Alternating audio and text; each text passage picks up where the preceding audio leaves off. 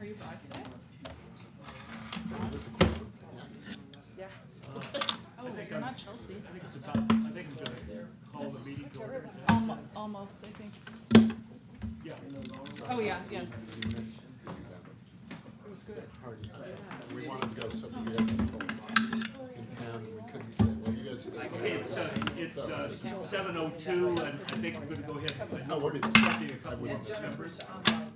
Oh, Jennifer's on Oh, Zoom. Jennifer's on, okay, great, okay, perfect. Jennifer, now I do see that you're up already, so that's great. Joy is, I haven't heard it from Joy. Joy won't be making it. Oh, she won't be Oh, making it. okay. Okay, good, so that accounts for where Well, we're. do you want us to switch places, so it's just kind of us in the Oh, middle? yeah, so you're hugging? Yeah, do you want me to go on the other side and you can move down? Sure. Yeah, Be very cozy. well, it just kind of makes sense. Yeah, but it's easier to see. Yeah. Makes sense. We're gonna call it to order. Okay. Turn that off. You okay? Okay, All right. great, we're. Nameplates. Oh, okay. There we go. Thank you. Thank you. Good catch. Okay, we'll start with the roll call. Member Cully, absent. Member Deputy. Here. Member Dryden Huss. Here. Member Jacobson Bates. Here. Chair Kavanaugh. Here. Thank you. Okay, I will, let's rise and recite the Pledge of Allegiance, hand on heart. I pledge allegiance to the flag of the United States of America and to the republic for which it stands, one nation, under God, indivisible, with liberty and justice for all. Thank you. Okay, we have, the next item on the agenda is to review and accept or not the agenda as presented. Jennifer, you have something, do you have I do. any suggestions regarding this? Yes. Thank you, Patrick. I would request tonight, I can only stay for an hour and a half till about 6:30. I have a hard stop. So I thought it might be more productive use of my time, at least for the committee, to contribute to the Sansom presentation. So I wondered if we might be able to move that up. Okay. That'd be, I mean, I understand that. Are there any comments from? Well, I also have a comment regarding the agenda, not on that item. I am suggesting that we table item 3J, review and receive and file the draft community design element pending the GPAC review, because it has not been reviewed as in its present form by the GPAC. I would like to ask that be tabled. We definitely can do that. The reason that we wanted to make sure that all of the members of the Design Review Committee had access to that document, if there's any comments or communication that you would like to forward through Esther, this would be the opportunity, because we will be reviewing it again at the December GPAC meeting. And Jennifer is also a representative on that committee. Correct. Right. Now, the version that we have in here now includes comments, is that right, Sophia, from the members of the Yes, sir. committee? Yes, sir. But they And- haven't And finished. other But they- material, too, so it's sort of the latest available Yes. addition. However, to Esther's point, there are several pages that they didn't finish. For example, the policy section. So it hasn't been reviewed by the GPAC in its entirety at this point. But to what Lori said, we wanted to provide it to you. So you have the latest and greatest. Do you think, should, Esther, you're suggesting though? we I'm wait until we suggesting get that- the final version rather than. Yes, that would be my suggestion. However, if staff feels that it's important, because this is a Brown Act committee, unlike the GPAC, so we can discuss it at GPAC, but I can't discuss it with each of you. only with Jennifer, really. So in part, my concern is the next time they're going to be meeting about it is December 14th, which is the day before your next meeting. So it will not leave you time to be able to look at the community design element once it's fully reviewed by the GPAC. And then we will not be having a meeting in January because with the change in leadership with the city council and your terms ending on December 31st, we may have a whole new design review committee. Yeah. So it's just it's a tight spot with the deadline. Yeah. I mean, with the timeline. Right. Okay, well, perhaps I should withdraw that. I would like to suggest then that we go ahead and leave that for comments. And Yeah, real all quick, we're doing today is, there's some comments, I think that's, but it's not gonna be an in-depth edit or anything like that. Yeah, and honestly, Preliminary edit, and, yeah, because I haven't even reviewed this version. you're not supposed to for this Okay. meeting. It was just we're to, just accepting it.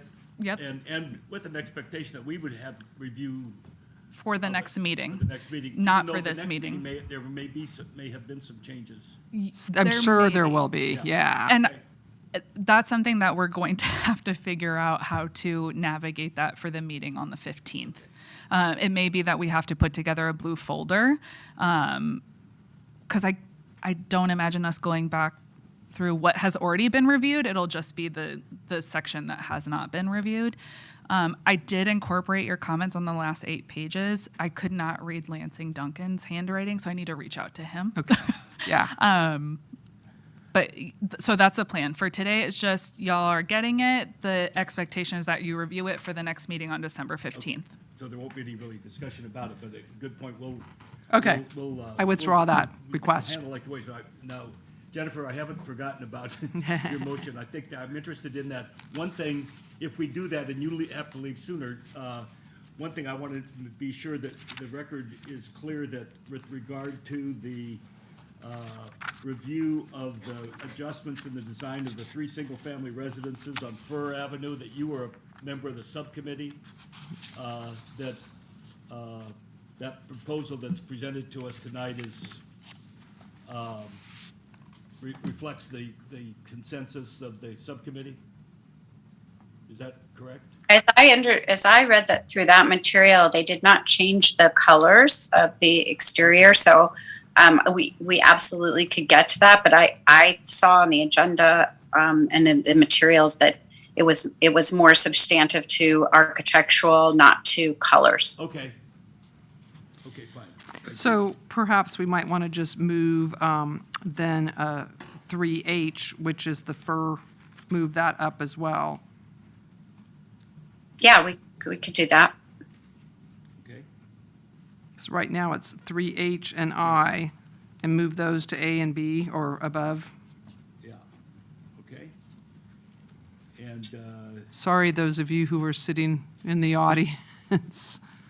let's move that up after our consent items, or after the public communication items. Yeah, Fine? yeah, move it to above 3A. Again, for those of you, though, if we do that, that means that there may be it may be a while before we get to some of the sign applications for approval, which are the next items on that agenda. Apologies to everyone on this. No, that's just okay. really, That happens. yeah. Yeah. Well, I move that we reorder the agenda as discussed. And I second that. And you have that, you've got that down. Okay, great. So that's H and I are moved. All those in favor? Aye. Right. Aye. All in favor? Aye. Aye, Aye. Okay, Aye, 4-0. aye. Very good. We will proceed that way.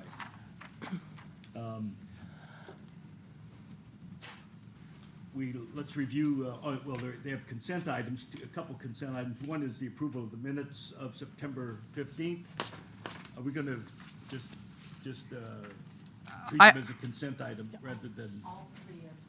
Yeah, I move that we approve items, the minutes, the projects, and the dates for 2023, so 2A, B, and C. and I second that. Okay. Discussion. It's been moved and seconded. Leah, I have some discussion about that. I think Let me make sure I get this correct.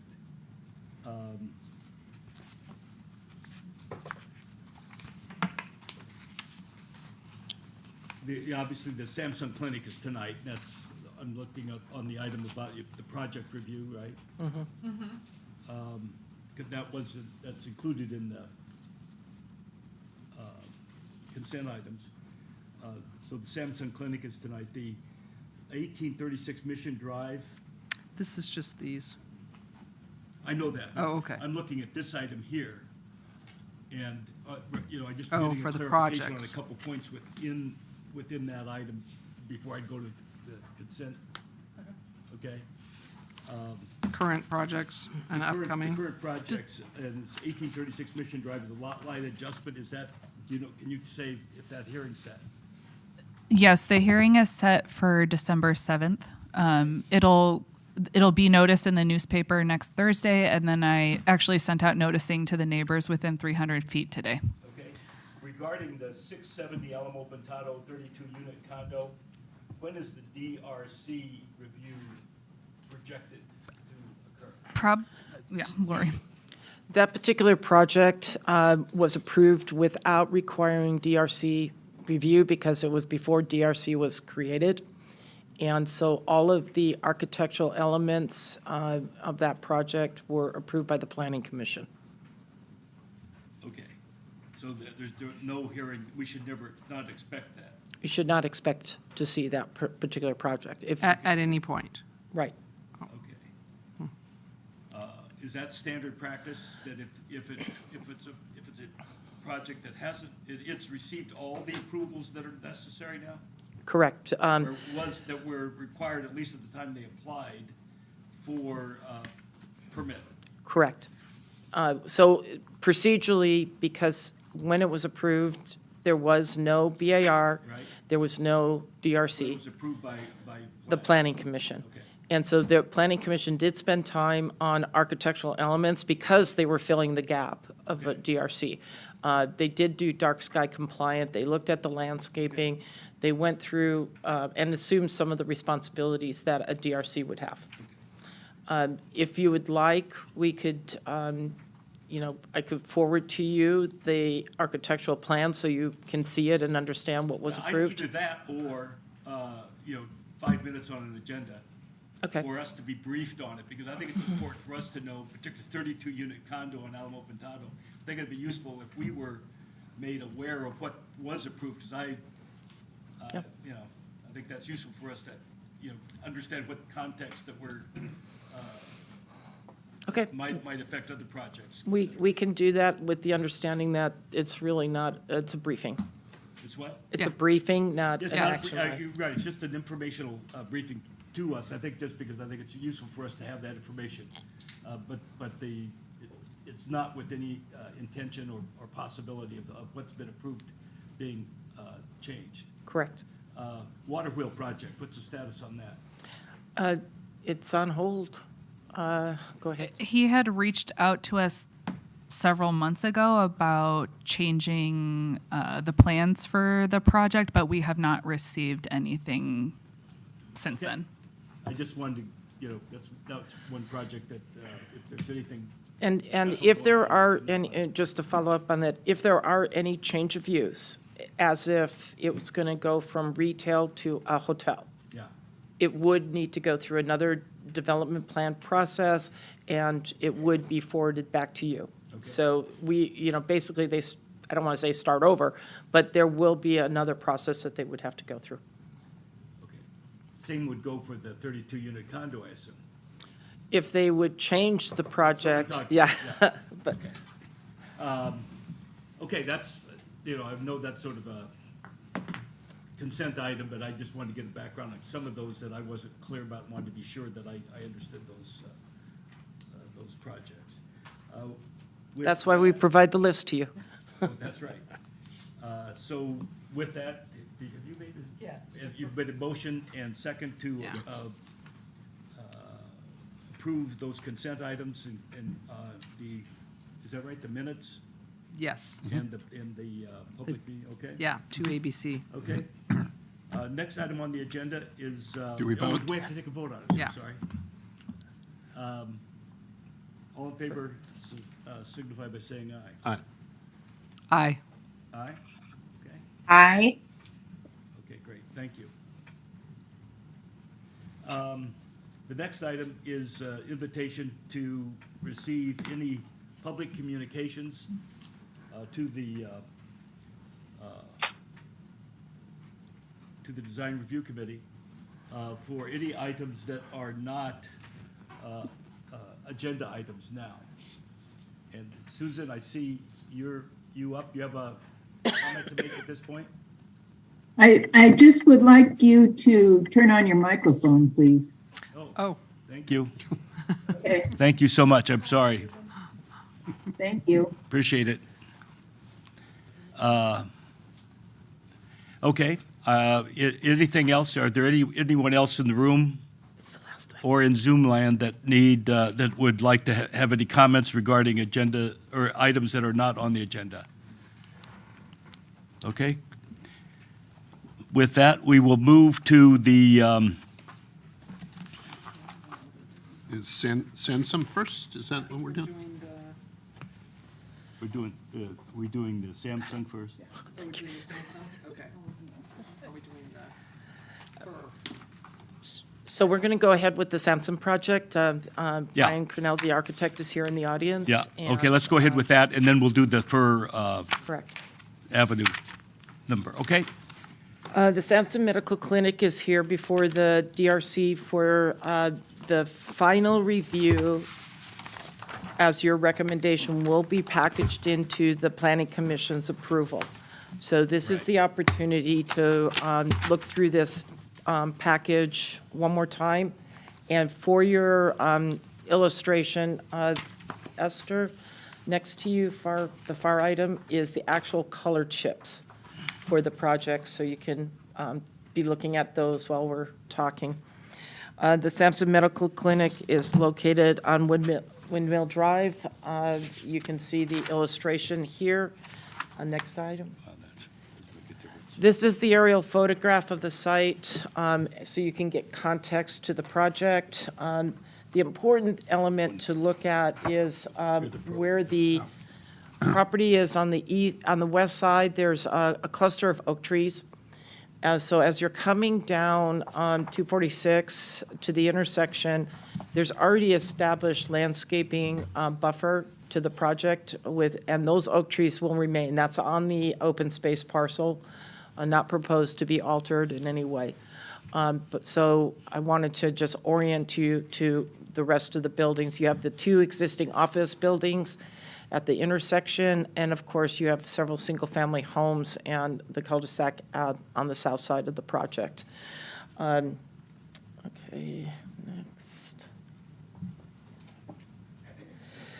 So what I want to do is just kind of, and I'm sure Brian would also do this, we try to tie the illustrative exhibits to the architectural plans, and so you can see them side by side. This is a 3-story building, but it works with the slope so that the lower level is tied to and embedded into the slope. So from both 246 as well as to the side that will be west facing, it'll look and appear to be a 2-story building. Can I ask quickly, it's throughout this packet, really impressive sort of CG renderings and things like that. Is that existing landscaping or is that part of the landscaping plan that we're looking at? Those couple of trees right up front are not existing, but, so they will be planted as part of this. It's important to note that there is, and I'll show that in the site plan, that there is Caltrans right-of-way property, and unless you get approval from Caltrans to plant in their right-of-way, Oh, okay. there's going to be a separation. So you'll see that in the landscaping Yeah, I was plans. just wondering if that was real or fake, what we're looking at. It's 'cause probably a little aggressive. It's very, okay.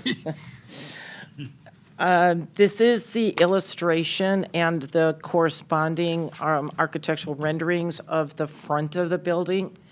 Again, it's coming across as a two-story building, but it is actually, there is a basement office element. They did incorporate some of the comments that were made at the last meeting with the awnings and, recessing the windows a little bit deeper to give shadowing.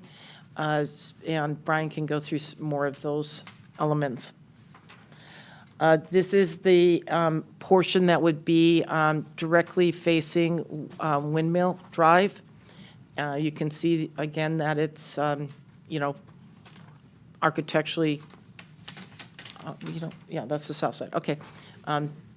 Again, trying to include the colors, the awnings, landscaping as a buffer.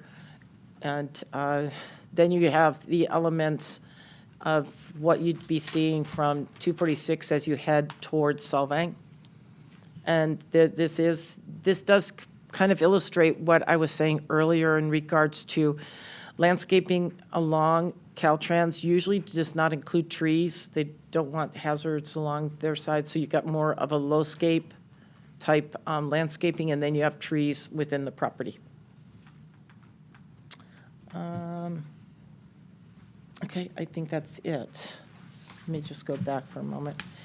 So Brian is here tonight, Cornell from his architectural studios that has been working on this project and can add his presentation. Brian, thank you for coming, and we Thank you. I appreciate being here. look forward to your overview. Hopefully, these renderings give you a good picture of what it is. I should mention the tree that was in that first rendering is exactly where there's a tree now in the Caltrans right-of-way. It may not be a perfect depiction of that tree, but there is a tree in that location. I'm impressed by the It's very impressive. renderings. Thank you.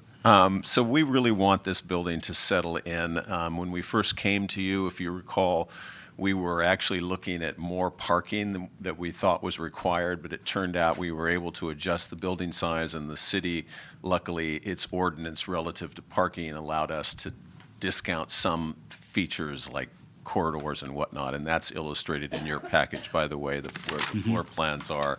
You can see the blue is what is counted for parking, or what is not counted, I should say. So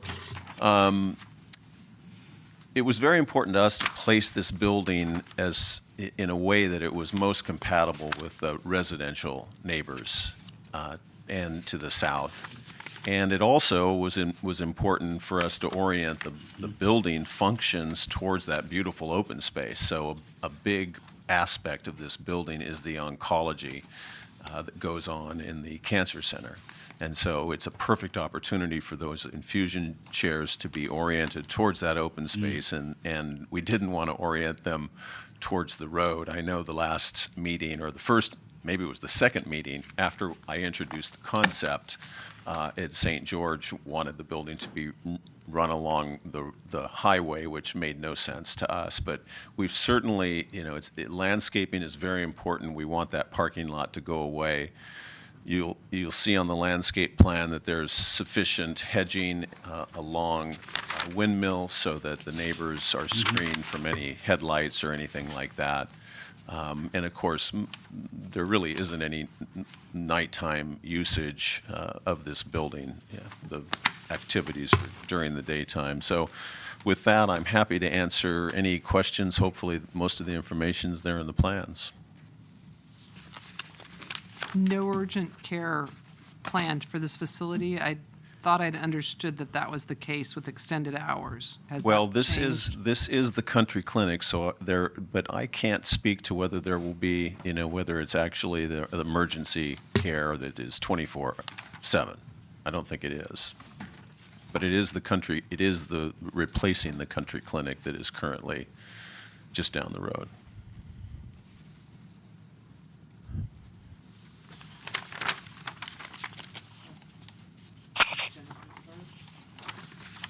Sure. Jennifer, do you have any questions? Yeah. Yeah, I do. Thank you. Brian, thanks for presenting. I think you've addressed a lot of the concerns from, I think, what we heard about, seeing a lot of cars. I guess my question is, relative to size of planting and the trees, I think there's going to be a concern with how, how small those trees are going in along the frontage road on day one. And did I see a note that it was 24-inch boxes, or can you just clarify that for us, please? Yeah, let me take a look at the plan. Yeah, it's kind of hard to read. Our legends are very tiny. Yeah, it is small, isn't it, when it's recessed? I don't know that we have, I don't know if Katie Klein is on the call. I don't see that we're calling out sizes. Certainly, we would be open to, planting mature trees, and, from my experience, I will say it's always a tough one, because the bigger the box you plant, really, ultimately, it's not as healthy and robust a tree as one that you're planting in a little smaller state. But if, for instance, you felt that a larger, like a 24-inch box along that highway side was important, I think that would be fine as a condition. One of my thoughts with the trees is it seems like you've got a nice mix of trees that are going to be kind of year-round green as opposed to being deciduous. And I think that's important for consideration, because it can be beautiful trees when they're deciduous, but as we all know, that means that part of the year they would be exposing the view. So that the placement, and I can't tell from any kind of legend as to what's where. Well, But- actually, yeah, that comment was made at the last meeting, and actually, we did revise the landscape plan to reflect that concern. Yeah, good. One other thought I had was relative to, I think, Laura, she mentioned was the depth of the windows and that, Scoos, can you just speak to that? I couldn't really, again, tell from the rendering, the print of, and what detail change you actually made there. Well, we absolutely agree that is critical for this building design. I mean, it's a simple, elegant building, and that depth of recess is important. So I'm pretty sure that our on the second floor, we have 8 inches of depth to those windows. So in other words, from the face of plaster to the face of the window jamb would be 8 inches. So that's a sufficient or a very effective recess, I think. Yep, agreed. Thank you for that. I also noted the canopy at the front entry, which you also heard us about the shade for people waiting, which I think is also a nice, it looks substantial, and I like that as well. I really, really applaud you. I think this has come along really nicely. Thank you. The only question, the colors are very nice and everything's fine. The one thing I can't see on the renderings was the plaster wainscot smooth, the sort of darker tan. Where is that one? It's a little hard to see in the renderings, but basically we've built out a wainscot at the base that's up at, I think it's at 38 inches, but it would be a built-out Oh, I see it plaster now. Oh, that was impossible. base or plinth to the building that would be an actually, it's additional right- little right there. detail. Yeah, like right in that corner. Okay, Yeah, that wasn't visible on the plans. okay. Yeah, it's all nice. It's great. Like Jennifer, I am very pleased to see the process moving along and the addition of our comments incorporated in here. I do have a couple of questions. One is in reference to the, what I guess is the nod to the Spanish colonial revival architecture with the architectural detail over the entry. I can't tell from these renderings, is this just a facade? Is this substantive? Actually, go back to that last rendering that was up there, maybe 2 back. Whatever came up first there, I think it kind of shows it. It is it's a traditional actually Mission Revival detail, that parapet, and that's what it is. It is a Has the parapet, address on it. and on the side elevation, you can kind of see, I think that we've drawn that as 2 foot thick.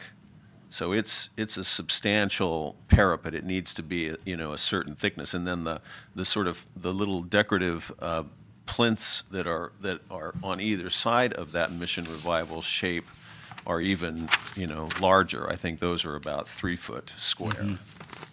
So yes, it has to be substantive, for sure. Yeah, that was my question, because it looks very flat in the Yes. rendering. Yeah, when I- and it is because it is, it is a parapet. So Right. there isn't roof beyond it. And behind that then is where all the mechanical equipment will live, and then we're preserving the roofs that are inside the mansard on the 2 wings for photovoltaics. Okay, so that makes more sense now as well.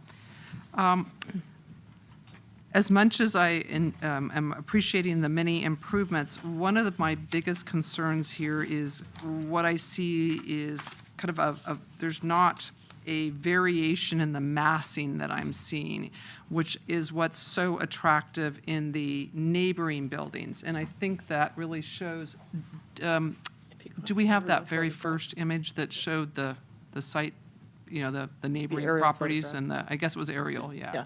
This one? Yeah. Yeah, so when you look at the other roof lines, you've kind of got that variety of roof lines and face lines, and also a variety in sizes of the windows. That's the concerns that have been expressed to me about community members who've looked at it, and mine as well, have to do with this kind of lack of variation in the massing of the building, the lack of variation in the sizes, which makes it look so very institutional. Are there any options to that?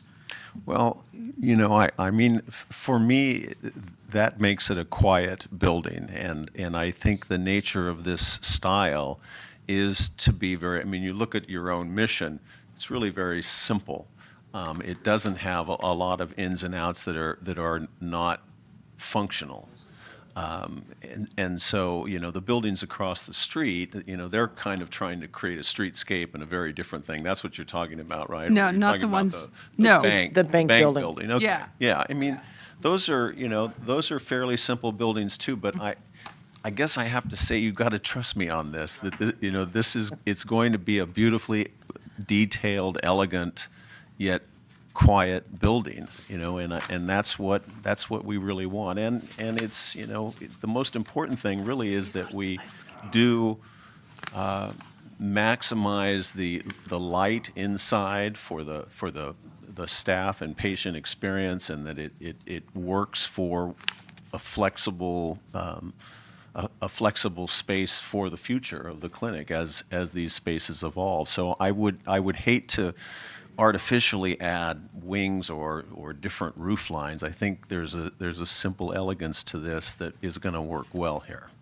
What about in relationship to the very, very similar, the windows are all precisely the same, it appears in our drawings here, as to scale and. Yeah, I mean, there is a difference, and this is very important. There's a difference between the second floor windows and the first floor windows. So the first floor windows, actually, if you'll notice, there is a band that goes around at the sill of the second floor window. So that will actually result in a thicker window on the ground, or a thicker recess for the windows on the ground floor. And then the proportion of those windows on the ground floor are different than the windows up above. So again, in terms of the Spanish colonial roots of this, yes, this is a more institutional building of that genre, and I think that it's appropriate that it be simple. Tell us about that sill.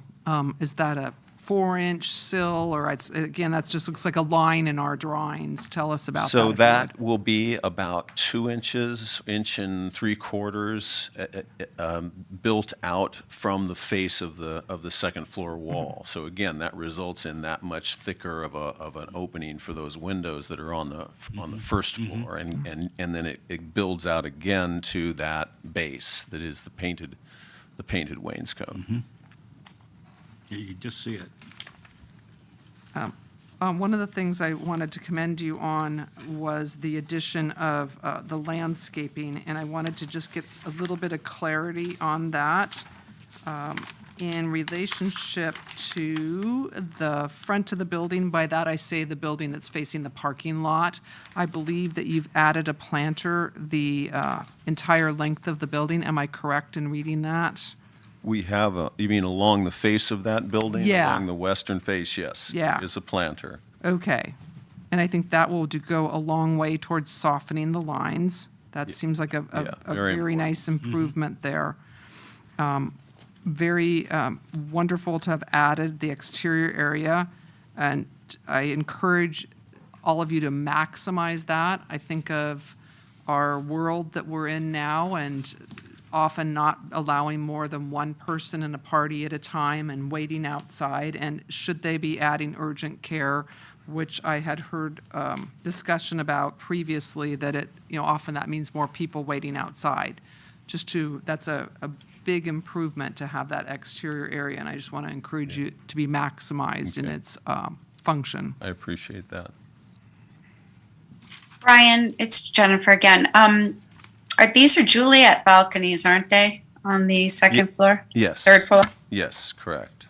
Yeah, so Esther, they're also the Juliet balcony detail, which I think also it breaks up that long run. So I don't know if you caught that, but Yeah. I think that I though is did. going to be a nice detail. And I think that as I'm looking, and perhaps you can clarify Oh, this, yeah. is there another one behind the tree, Yeah. perhaps on each side, that I'm not seeing here? Because I If you only look at see the- two. Yeah, I think. Yeah, there's- we have 3 on the western side, 3 of those Juliet balconies, and then 3 that are on the eastern side. Directionally look at challenged. this- I'm Photo- sorry, so the- Well, the, this is the, this is the eastern side, so you can see those Juliet balconies. And then the other thing I do want, a little shout out here to Lori.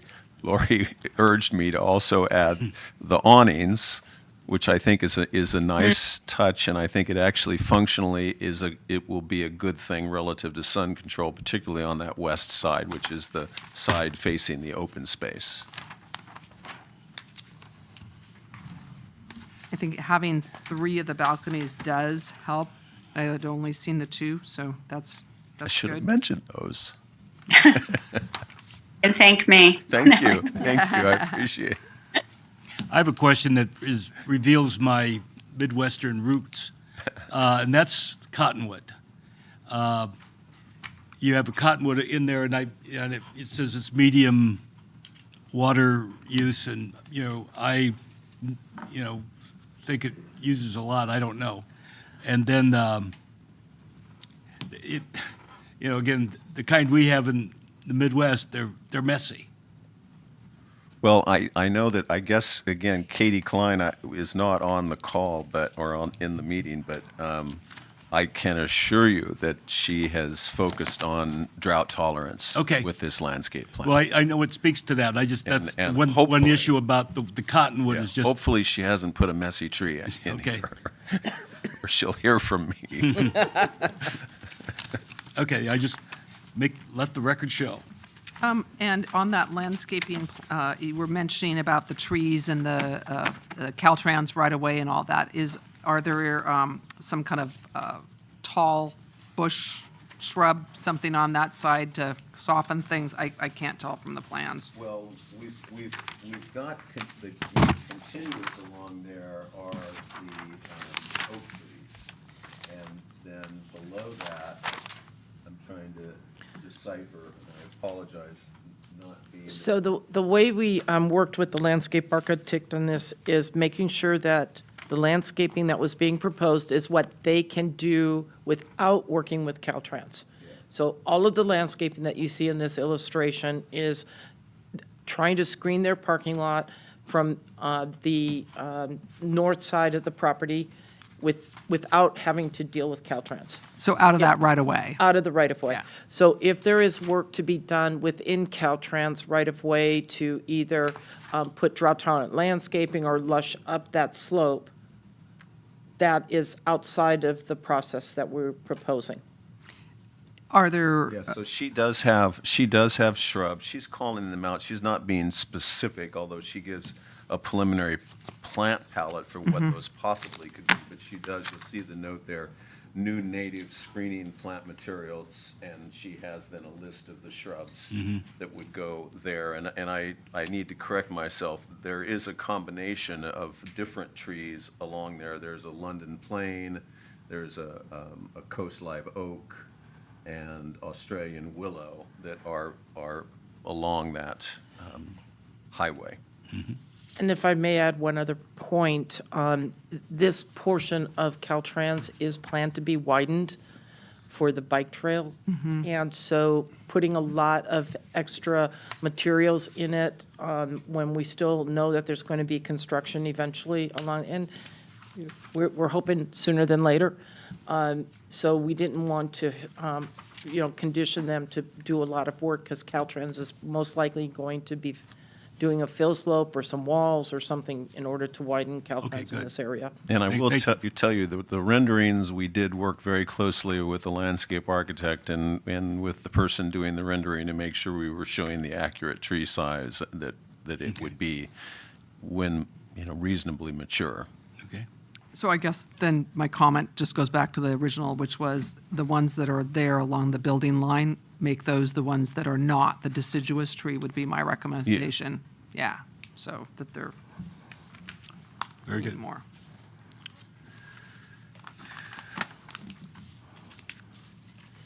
Any other comments? Not from me, nope. None from me. Okay, none from you? Okay. Any discussion? Open it. Oh, we open, yeah. Are there any other comments from people in the room or on Zoom regarding this proposal? I noted that I think we've talked about this before, but it seemed, my perception was that all the lighting was dark sky compliant and had taken that into consideration as well. So Correct. kudos on that. Yeah, that's right. So what we would need for your action today is basically the following: approval of the architecture, Yes. approval of the colors, approval of the landscaping, and approval of the lighting.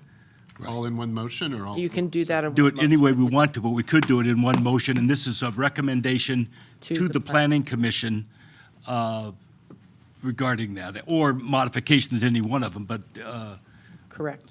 I suggest we break it down, just for the motions. for each one? Yeah. Okay. That's fine. I just thought of another comment though, Sure. when we talk about lighting. So, even though it's dark sky compliant, parking lot lighting is pretty distracting to a lot of residents, right?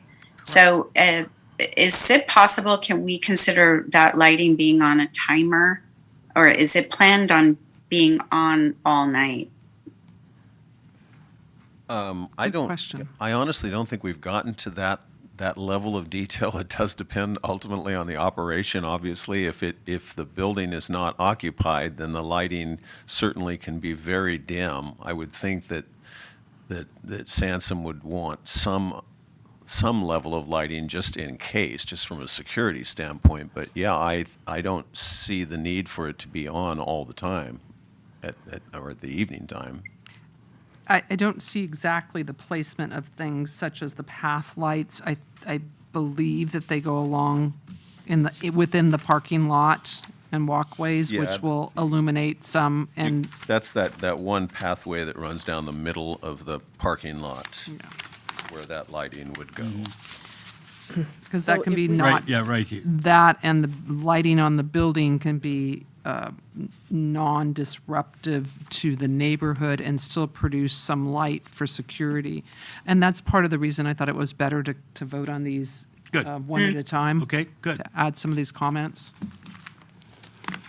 Well, okay, let's do that. We'll just accept, I think that's a good suggestion. We'll just accept the motion on each of those dimensions of the project in the order presented in the staff report. So what we'd like to make a motion in regards to architecture, and then if there's any elements that you would like to add, it would be as for the architecture. For the architecture, right. Okay? I'm open to receive a motion to approve the proposed architecture, and if that motion includes any proposed changes or amendments to what's presented, they can do so. Otherwise, it would be a motion to approve the architecture as presented. So moved. Jennifer? I said so moved. Okay, great. And I'll second it. And a second. Okay, any other discussion about this?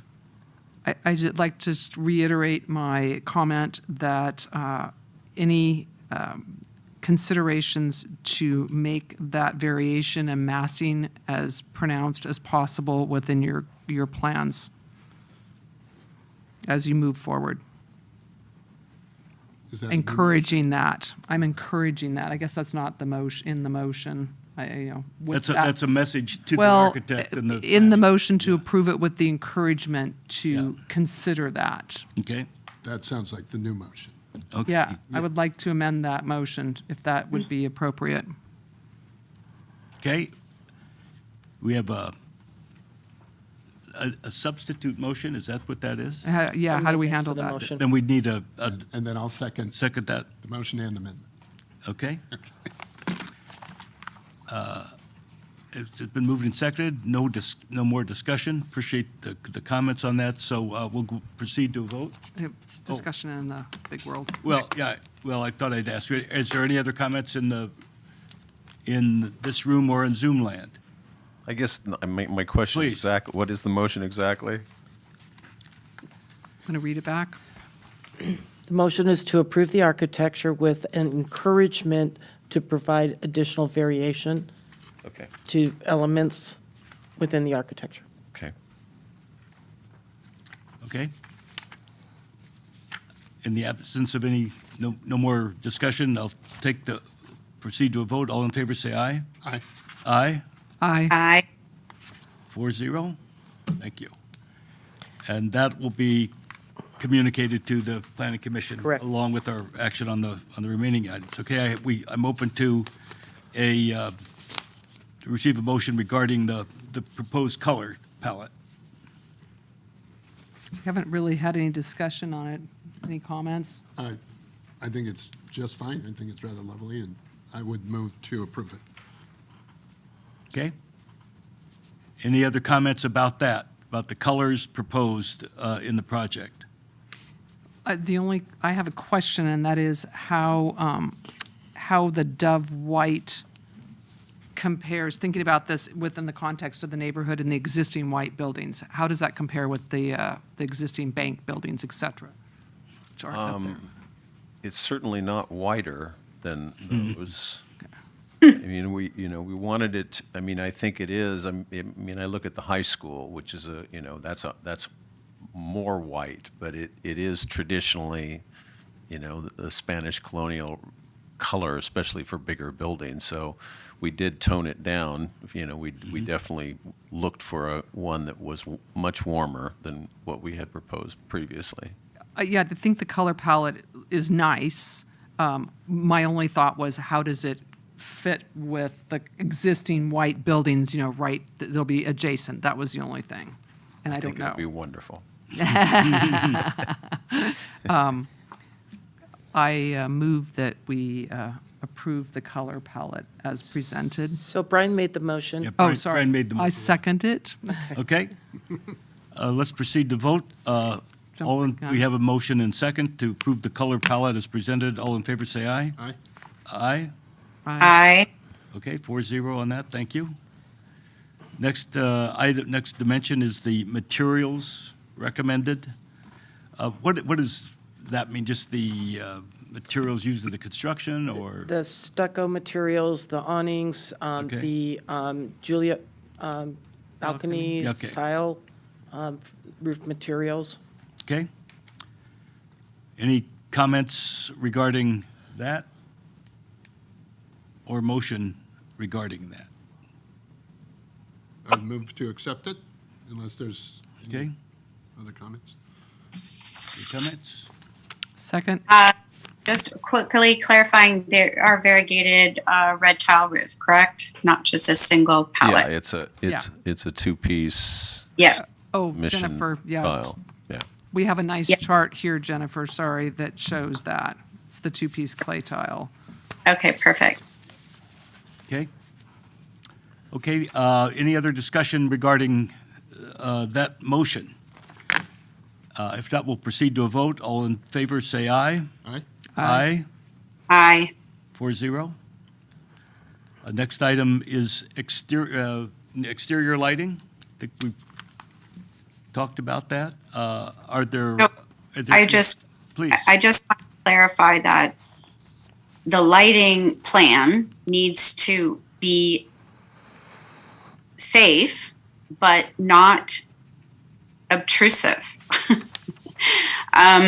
And so, there's variations of that. I think the high pole lights at night, even dark sky compliant, in the reflection off of the pavement is a lot of light. And so I do like the idea, instead of pathway lighting, maybe a certain number of the pole lights are illuminated, but most of it is, not super lit. You don't want it to look like the airport. Right. Okay. Yes, or a lot. Would you be willing to put that in the form of a motion with that qualification that you're describing? Or can staff help us arrive at the appropriate wording for that? So what is common is that when the facility closes down, that exterior lighting, parking pathways are dimmed to 50% less than what is currently in there. We can make the requirement even more, 40% or whatever, but they will be providing a lighting plan that will show where the different voltages on the property. So we will look at that, and we can work with them to dim the lights once the property has been vacated. Yeah. And I think we're even talking about more than dimming, is that the pole lights, I believe that's what they're called, be not utilized during the times that the facility is not open for operation, except to the extent that they're needed for the security in the vicinity. Yeah, I mean, it's a security and safety issue, and I can tell you, Yes. we want to be good neighbors, so I don't think there's any desire for there to be any excessive lighting, anything more than what we need, just to make sure that, like, on a day like this, when staff is still there, probably, and leaving, that it's safe. Yes, understood.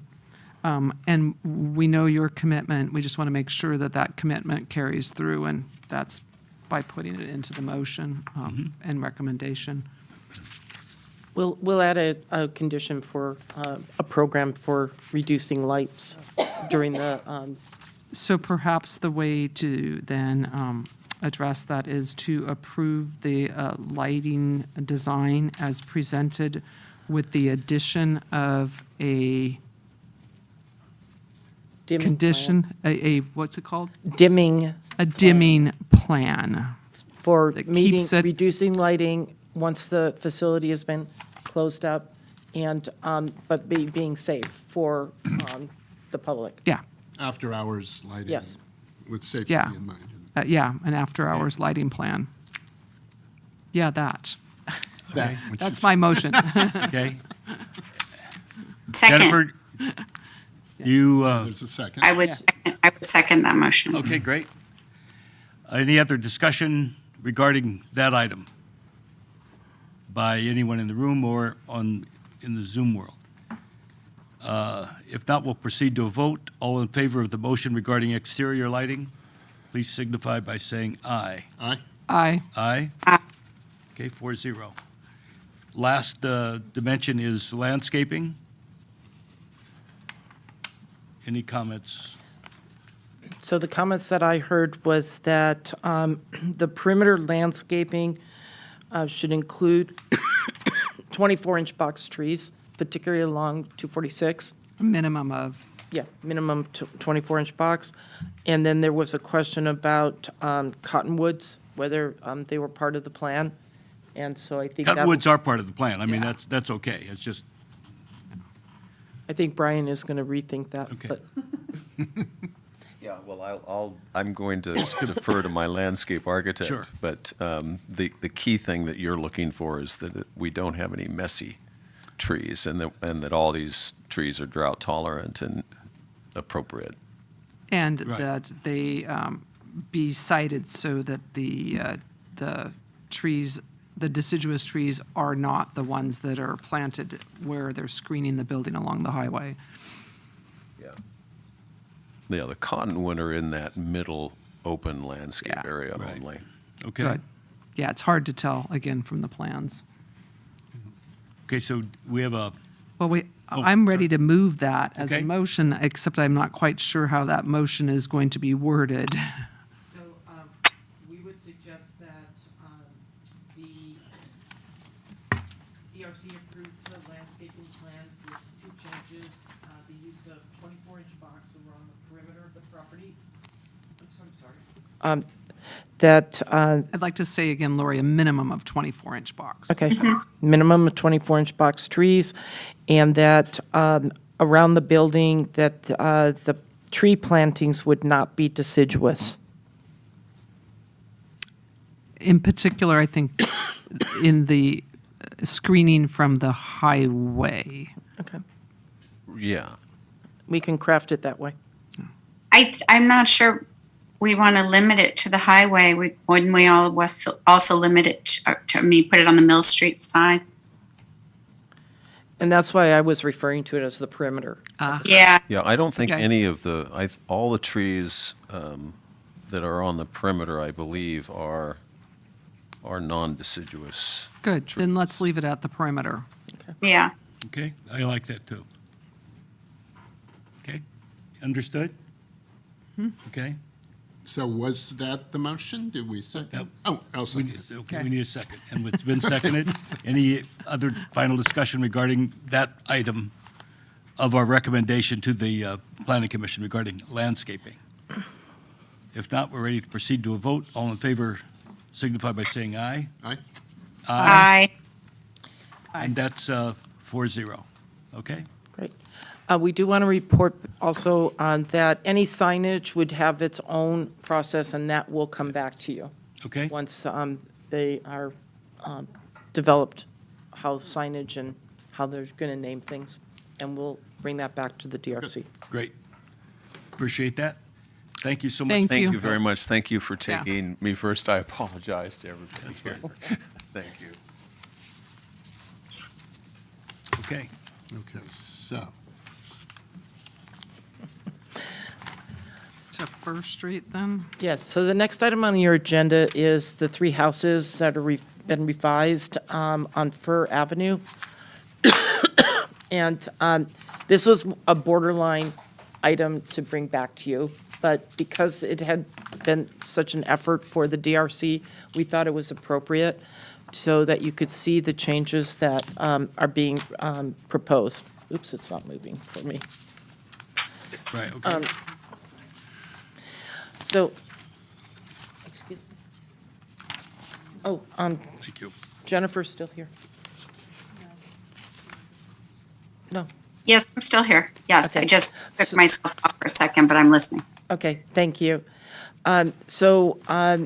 What we did in this illustration is show what was originally approved and what is now being proposed for the project. And there's two reasons why the window design has changed. One of them is, remember, these are very small units, and these are the south-facing frontages. And the realization was that there's a lot of sun coming into these units. The top windows have been reduced. The other part of it is, again, these are small units, and there was very little wall space for any kind of furniture or putting anything up against it. It was almost all windows and doors. So they raised the windows from the floor 2.5 feet so that they could put a couch or table or some other furniture along the wall. They could also include electrical plugs and other features for the unit. They also altered the French doors to a single door, again, mainly for maintenance purposes and making it easier to maintain. Okay, So that's the change to the front elevation, and staff is recommending approval. Again, here are the elements that were part of the original project. You can see the triangle, trapezoid windows. They've dropped those off, and then they also raised the windows so that they could use more wall space. okay, This is the south-facing elevation, and this is on Unit C. This was the one that was turned perpendicular to the other units. And so this is actually the front that you would see off of First Street for this particular unit. And so they reduced the windows. The trapezoidal window was removed. They raised the second-story windows and reduced the other windows. So looking at this, one of the suggestions that staff made is to put something that kind of broke up the elevation, as you can see on the proposed south elevation. So they are adding an awning, something that plants can trellis, that plants can travel on. So they wanted to put some green on the building, because remember, the elevations are a darker color, so they wanted to put something in there that looked more natural.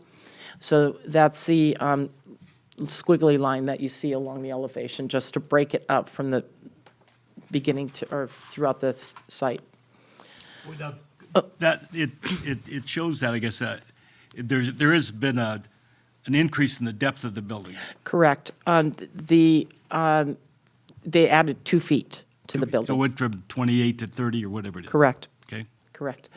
And that's the only one that did and that. that's a significant, change, it adds that. Right. square And that's why when they removed the windows and everything else, it just looked a little bit more massive, and there was some way to break up that particular elevation. And remember, and we'll get to that, the landscaping plan also has several trees, there's a courtyard, there's other things that'll break up that elevation. But this was something that the applicant offered to break up that elevation. Okay, And then this is the east side of the elevation, again, reducing the windows, raising the lower level of the windows so that there was more opportunity for use of the floor plan. This is the original landscape plan that was provided. Again, the buildings are in the same placement. The one on the left-hand side is 2 feet bigger. And that's, so while we're here, we can also talk about this. I believe it's in your set of plans. This whole thing started because the bathrooms in these units on the upper floor were very small, and they also had a washer and dryer in there, stacked washer and dryer.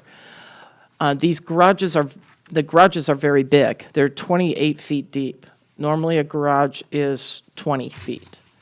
And so the thought was that they could move the washer and dryer downstairs. They added a small bathroom and some workspace along the back wall.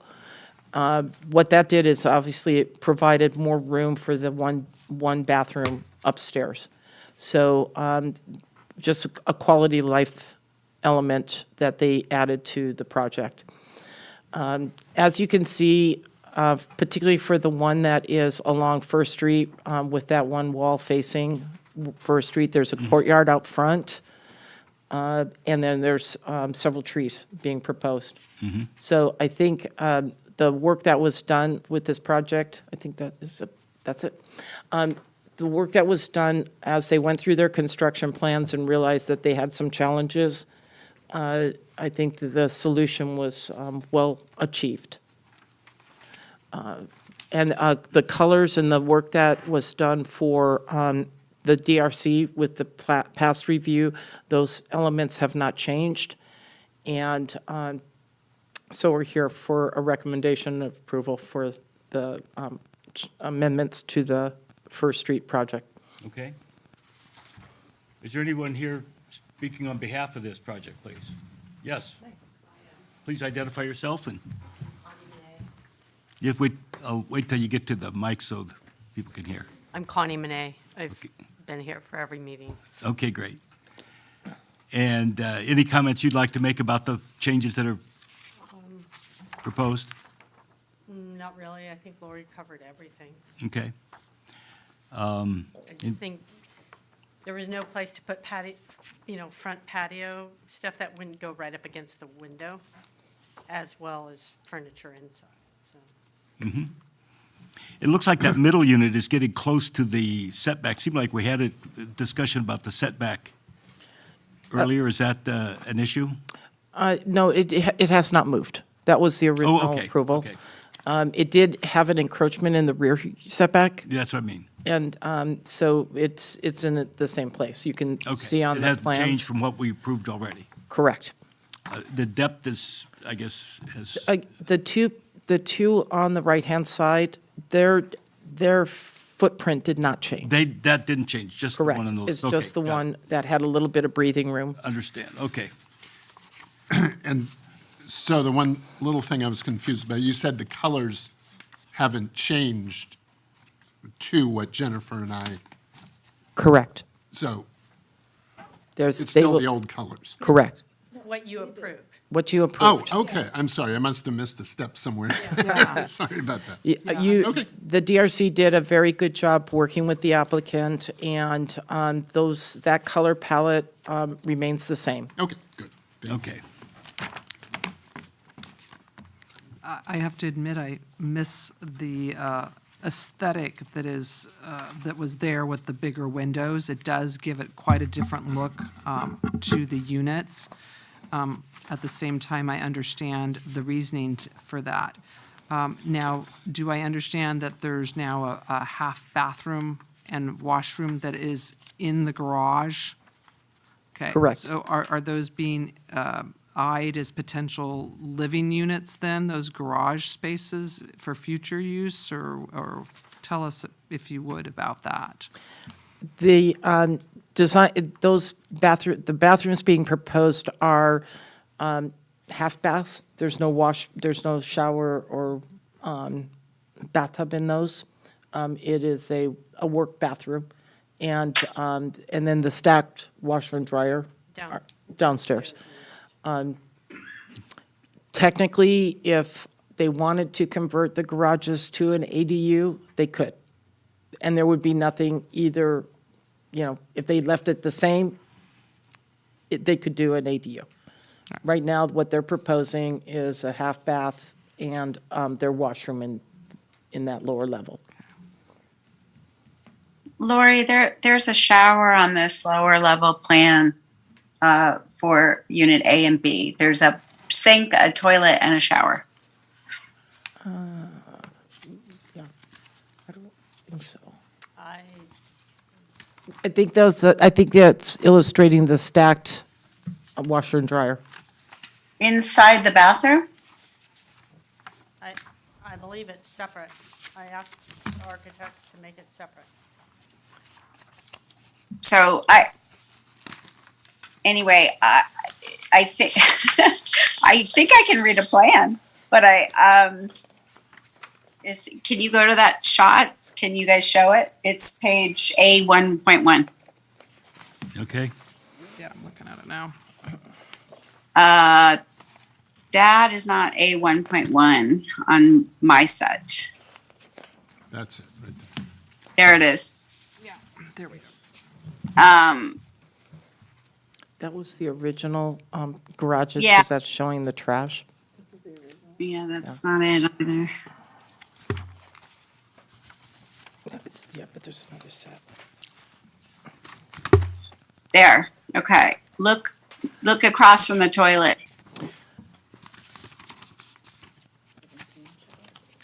What number is that one? That's it. That's what I'm looking at. And if you look at that plan, you come into the bathroom. This is the garage level. And you go in and your sink is on the left, your toilet is on the left, and then it looks like a shower is opposite Yeah. the toilet. Maybe I'm looking at the wrong. You're right. Yeah, There it is. Looks like a bathtub. Thank you for pointing that out. Yeah. I was seeing it as the water heater. Yeah, because Oh, I see- 17 I is, see what says happened. No, I'm it's okay. called I'm out as okay. shower. Yeah. I'm okay now. Yeah, I got, So it does say. So that, No, I didn't. what I'm looking at here Yeah, is I- a unit that the garage is another dwelling space, is what I'm reading this as. It could be. And again, That's not our intent. yeah.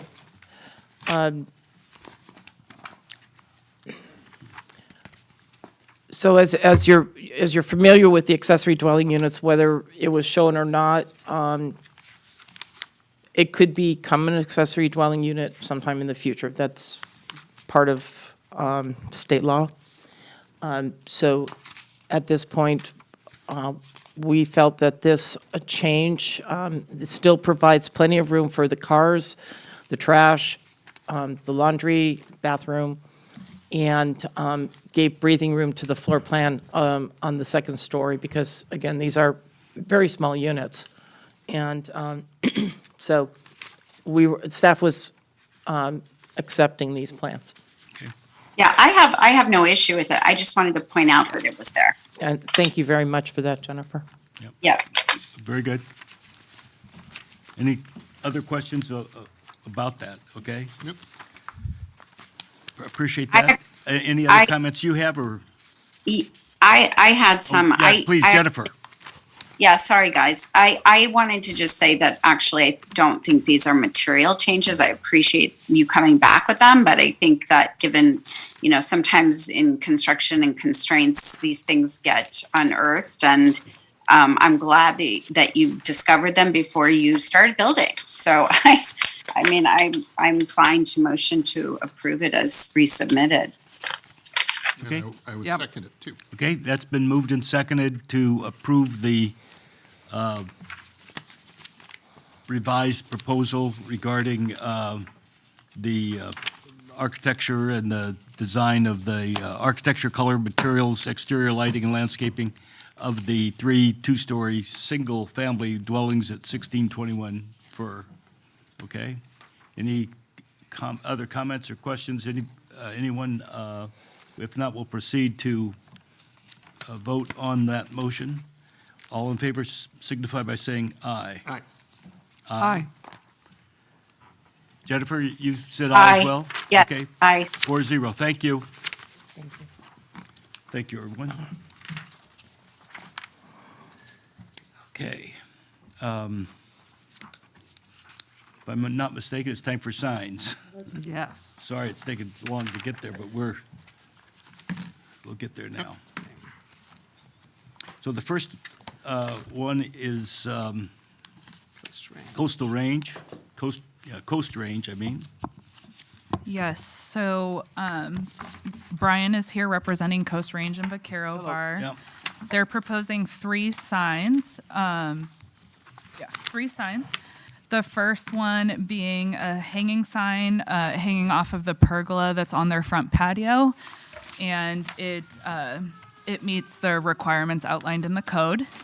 All signs are dimensional, which I know y'all ask about that at every meeting. So they are dimensional, and they're also within the standards of the code. The other projecting sign is actually replacing the existing one. So the last one is a new sign. No, it's okay. Thanks, Lori. The second sign is replacing the existing projecting sign that they have on the facade of the building fronting Mission. Again, it's a double-sided sign, dimensional, and it also fits within the standards of the code. I don't know if you were able to go by Coast Range in preparation for the meeting, but the existing sign that they have is very small and just says Coast Range. So it's enlarging it and adding more detail to the sign. But they're all still within the range of the building. Yes, sir. code. Yes, sir. Yeah, because we were Design waiting standard. for, I believe that, is this the one? No, this is the one that had the lettering size. Never mind. Okay. And then the third sign is so lettering that will go above the entrance to the restaurant that says Coast Range, and those are a half inch thick dimensional acrylic letters. Yeah. Any and we're recommending approval Right. of the sign of the three. Yeah, signs. again, as I have before, I mean, this really, the presentation staff is just terrific. I mean, it's great for you to, for each sign, indicate what is being asked and what the application is and how that compares in each area to the design standards that we've applied. So in each of these areas, the proposal for each sign falls within the standards proposed. And at some point, maybe we'd have a discussion about a better way of disposing of these kinds of matters where the signs are fully compliant with all of the elements of the design standards, and that maybe a set of sign proposals can be disposed of through consent agenda. But we're not doing it tonight, but that's something we may look at streamlining this process if we're going to have a lot of them, because we have several of them, or not all of them, but several of them are in that same situation where they are Conforming? fully compliant. What? Conforming? Yeah. Fully I'll second that. conforming, that's right. Yeah. Okay. And I'm sorry to do this, but Brian, the renderings here, this is absolutely correct to scale, the projecting? Correct. Okay. And I brought samples of the acrylic too, if you want to see. So this is the gold. I printed a copy for you there, but it's kind of a yellowish. This is the actual color of the gold. It's not going to be prismatic like that, but that's what the gold will be. It'll be painted. And then the wall letters on the back are going to be rounded formed letters. Will you bring them up? Yeah. Yeah, thanks. So they'll be the rounded form, but they'll be gold too.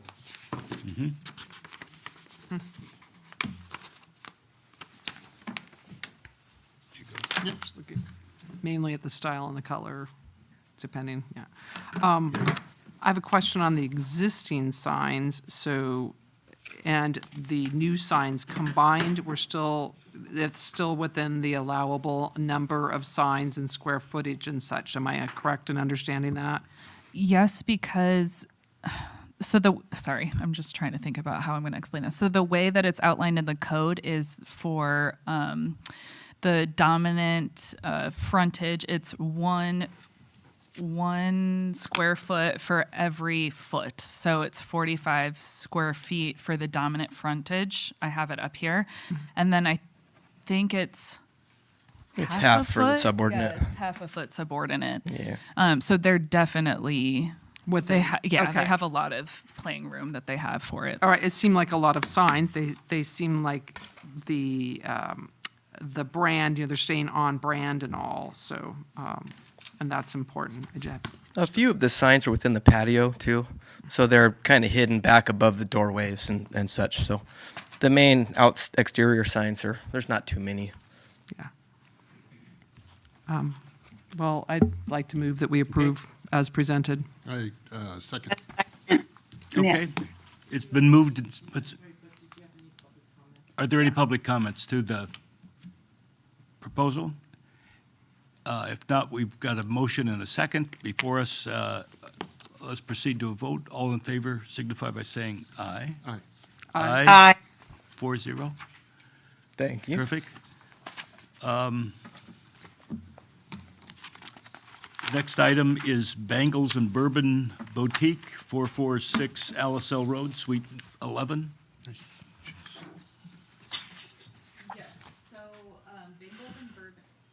Sorry, hello. So Bangles and Bourbon took over the space for, I think it's 75% off candles next to Pride and Joy. I think it's 446 Alisell Road. They're proposing 2 wall signs. So what is up on the screen will go above the entrance to the shop. Oh, sorry. here we go, sign locations. So one sign will go above the entrance to the shop for the building fronting Alisal, and then there's going to be another wall sign on the side of the building that fronts like the courtyard where Alisal Cellars is, and that little area, right, that seating area right there. Again, these signs are within the code. They're dimensional, single-sided because they're on the wall. And then they are also, they've painted the door, I think it's an elephant pink color. And both doors have been painted. So we're bringing that before you for approval. Retroactive approval on the doors. Yes, or, comment on what you'd like And to the see. sign's up now, too. Well, so they currently have a banner, so Oh, I see. in the I get it. code, banners are prohibited except with a special permit by the city manager. So because there was the lag time because of the cancellation in the meeting in October, we encourage Christy to get a banner to, Okay, great. especially for her grand opening. And I'm glad the record's able to reflect that. Thank you. Okay, again, it's a nice presentation of the standards that we're charged with upholding and how the proposal conforms with that. Are there any questions? Well, I'd like to actually consider the signs as presented and the doors maybe in two separate Okay. items here. Yeah, sure. Yeah, good idea. I'm here to answer questions too, and Christy is here as well. For Okay, the door great. Stuff if needed. Well, let's go with the sign first. Are there any comments or questions regarding the sign proposal?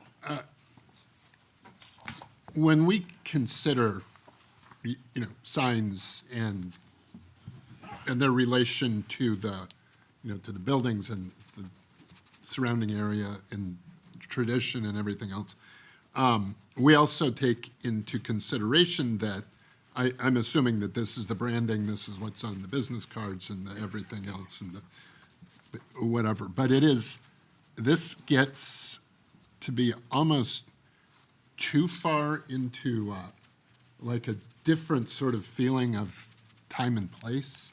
It's a little like Vegas meets New Orleans and not Solvang. And I don't know if it's colors or what's the fabrication on the bourbon part? Is that bedazzled in some way with little crystals or it's, you know what that is? I'm going to defer to Christy on that one. We didn't design it. We sign framed them and did the Oh, okay. renderings, but I don't know the. It's leopard print on the background. It's leopard print. Oh, I It's see. very, very, very subtle leopard print. It does match my business cards and all of my branding stuff. Yeah, this just, and because it's in such a prominent spot, my question is, as branding aside, is there a way to calm this down a little bit, color-wise and material-wise and things? I just don't think it really works with the rest of the city and the, What about the You know. Solvang Bakery? They also have pink doors, pink window shutters, pink picnic tables out front. Their whole front of their store is completely pink. But it's not a brick building with the kind of guardhouse right next to it. It's a different, the different style. And we're tasked with, one of the criteria is how it fits within the surrounding area. I mean, it's been very well received by customers so far. They say how beautiful it looks and how much better it looked than the prior owner had it before. Kudos to you on that, It because was- that's was a pretty pretty, bad looking that's a before, pretty so low bar. We want It's a to, pretty low bar, but it looks great now. I mean,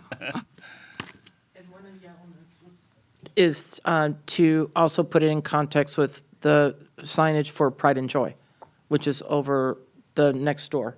So. Yes. I think it's. Do in we have a context. photo of that? Because I went by and looked at it, and it is important to factor into it. You're right.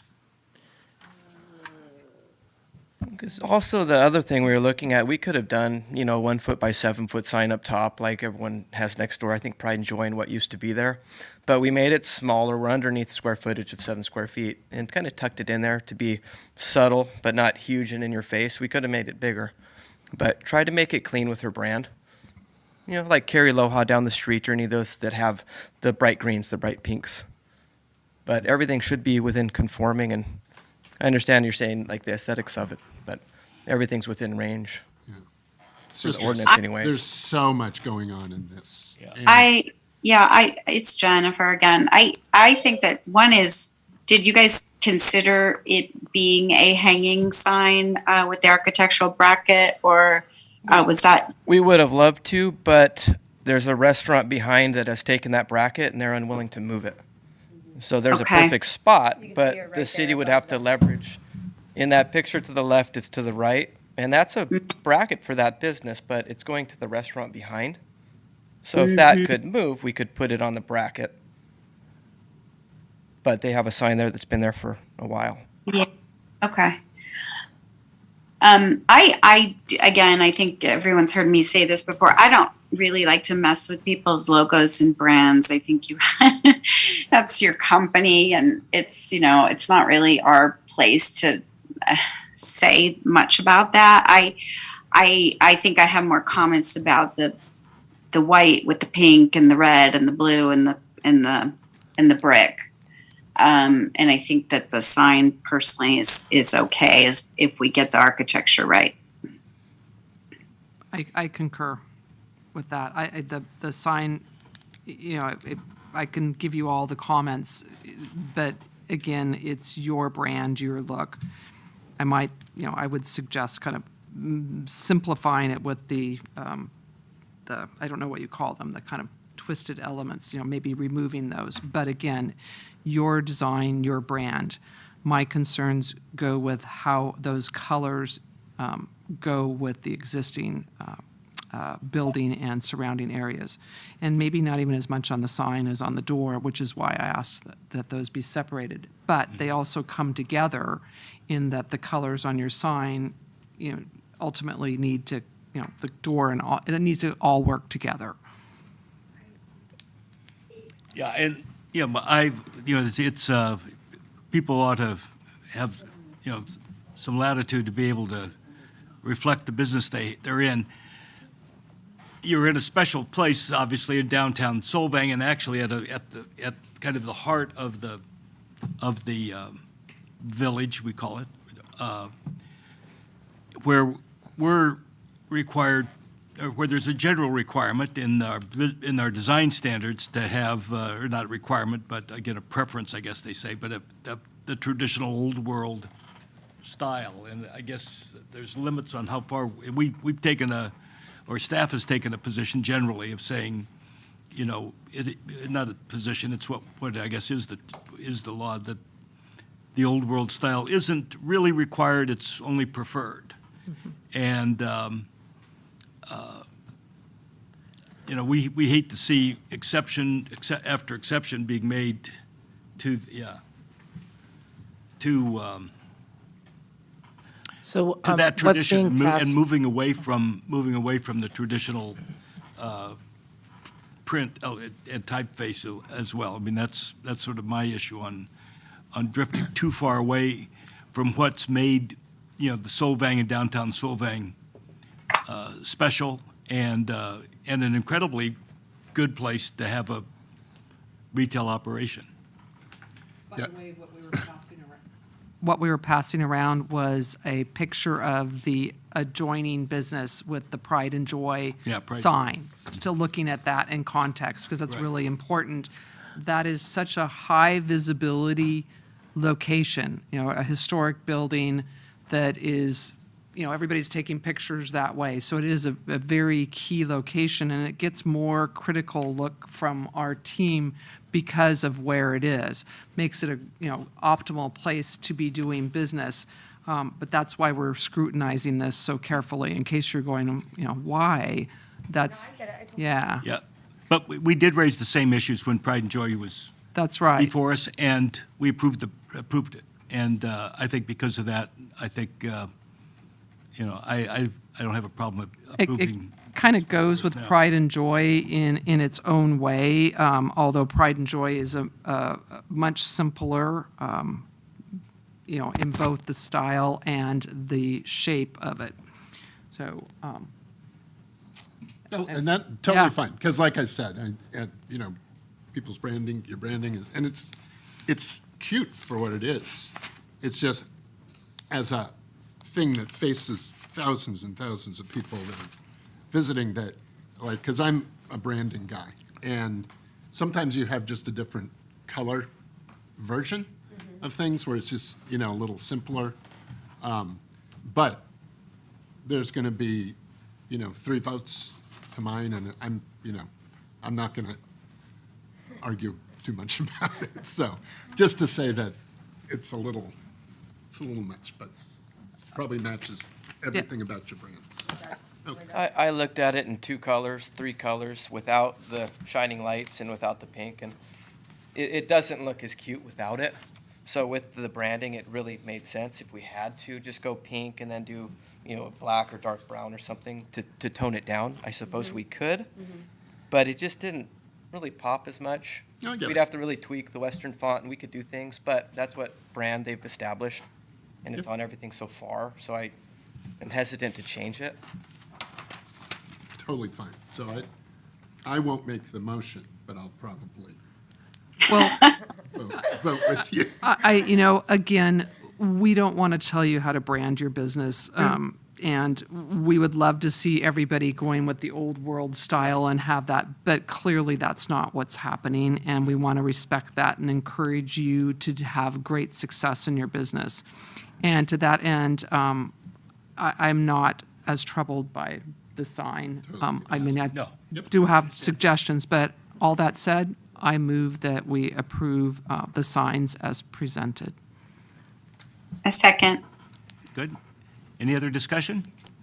It's been moved and seconded to approve as proposed. All in favor, say aye. Aye. Aye. Aye. Thank you. Thank you. The door. The door, Oh, yeah. The door, sorry. Yeah. We approved the sign. So all those comments that I just had kind of segue into the door.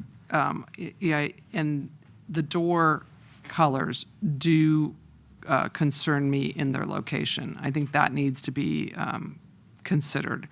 And that said, what color was do we have a picture of the color of the door at Yeah. Pride and Joy? It's, There's of, glass, isn't it? Is it, I think Christie's right that It's glass. but let me. oh, that's right, I think that might be right.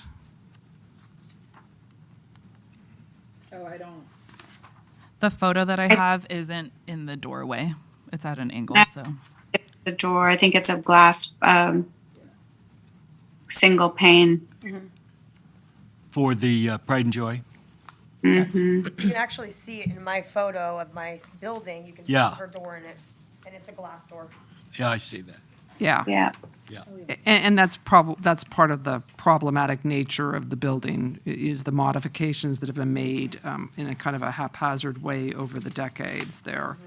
So it isn't, On the other hand, the pink door has the mullions, the crosshatch of mullions. it does, next to the white pop-outs. Yeah. So there's just a lot going on. And I think that's where I'm having the most trouble. So again, this is an example of kind of what not to do, because you've got, the brick and then the stucco above with the half timbers that are dark, plus the red and the blue, plus the white, plus the pink. I mean, it's just like vomit. Sorry, all of it together. It doesn't look unified, and it doesn't look good. It just doesn't look good. And I strongly would recommend that you simplify it and you either paint those windows and the door all white or all black, and one or the other.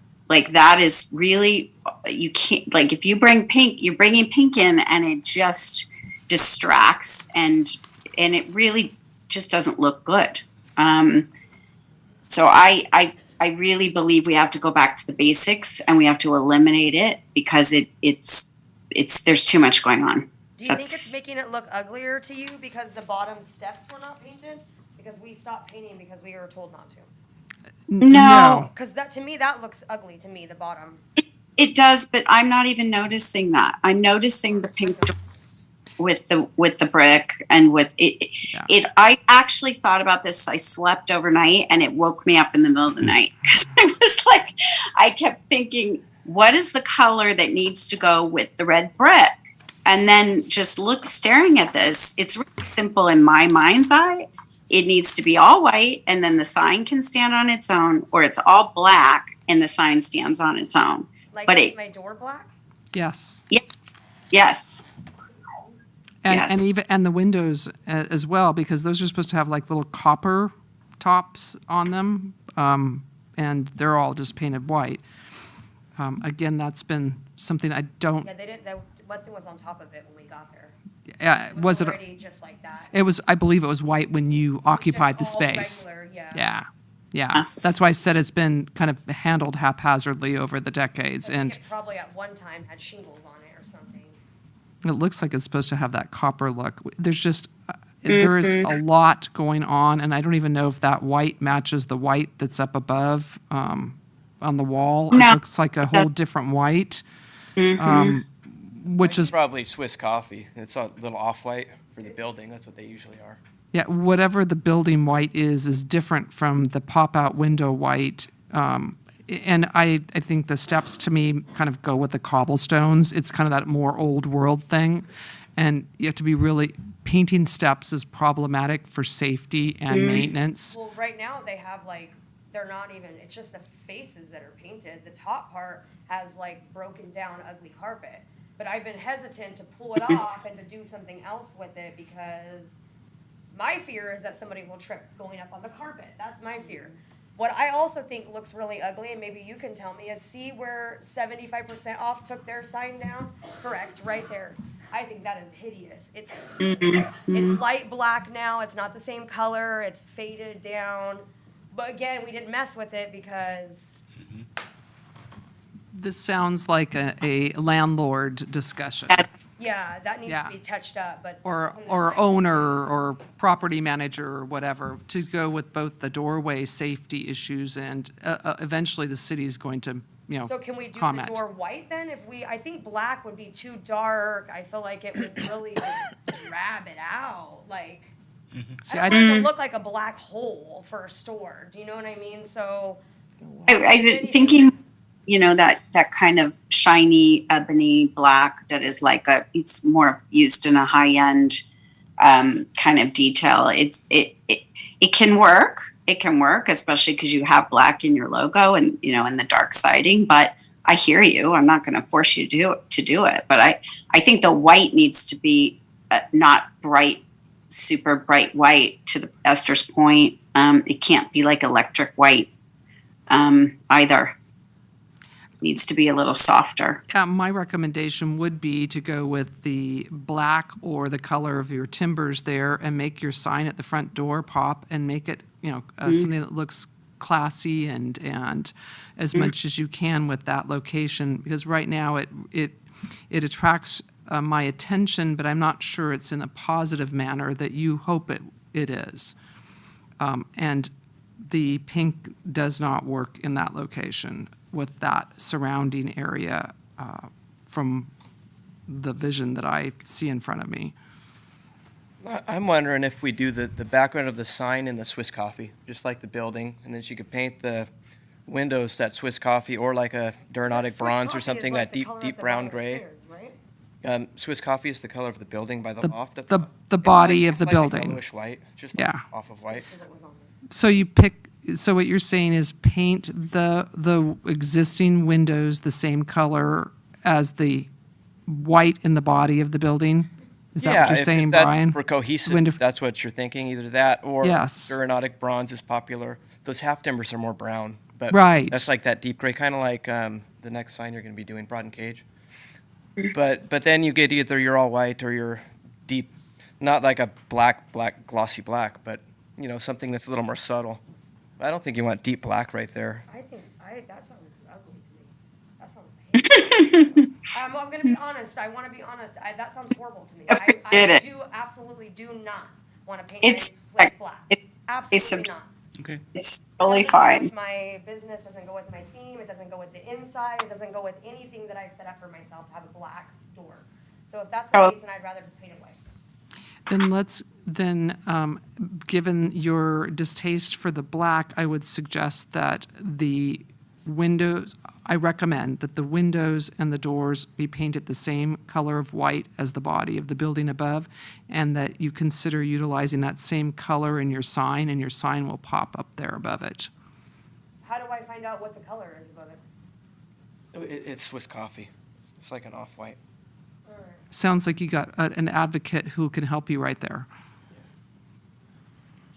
Gonna come paint it? And it would be, I recommend too that you do talk to whoever the property manager or owner is on some of those maintenance issues, because you're right, it would look better with that attended to as well. That's right. And then the thing, Yeah. He says when he was there, he replaced the carpet every couple months, but I just think it's ugly. It could be concrete for him. Yeah, and I think that's a safety issue that's separate from our jurisdiction here. Yeah. So I would like to move that we approve repaint of the doors and the pop-out windows to the same color of white as used in the body of the building in that location. That I'll second. Any more discussion regarding that?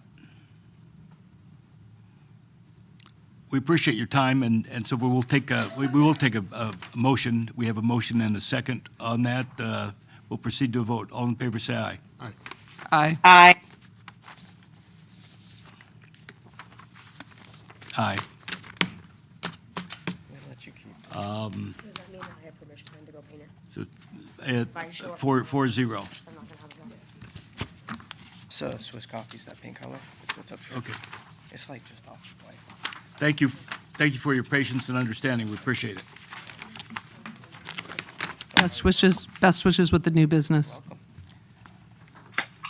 The next sign application we have before us is one relating to Tony's Smoke Shop at 448.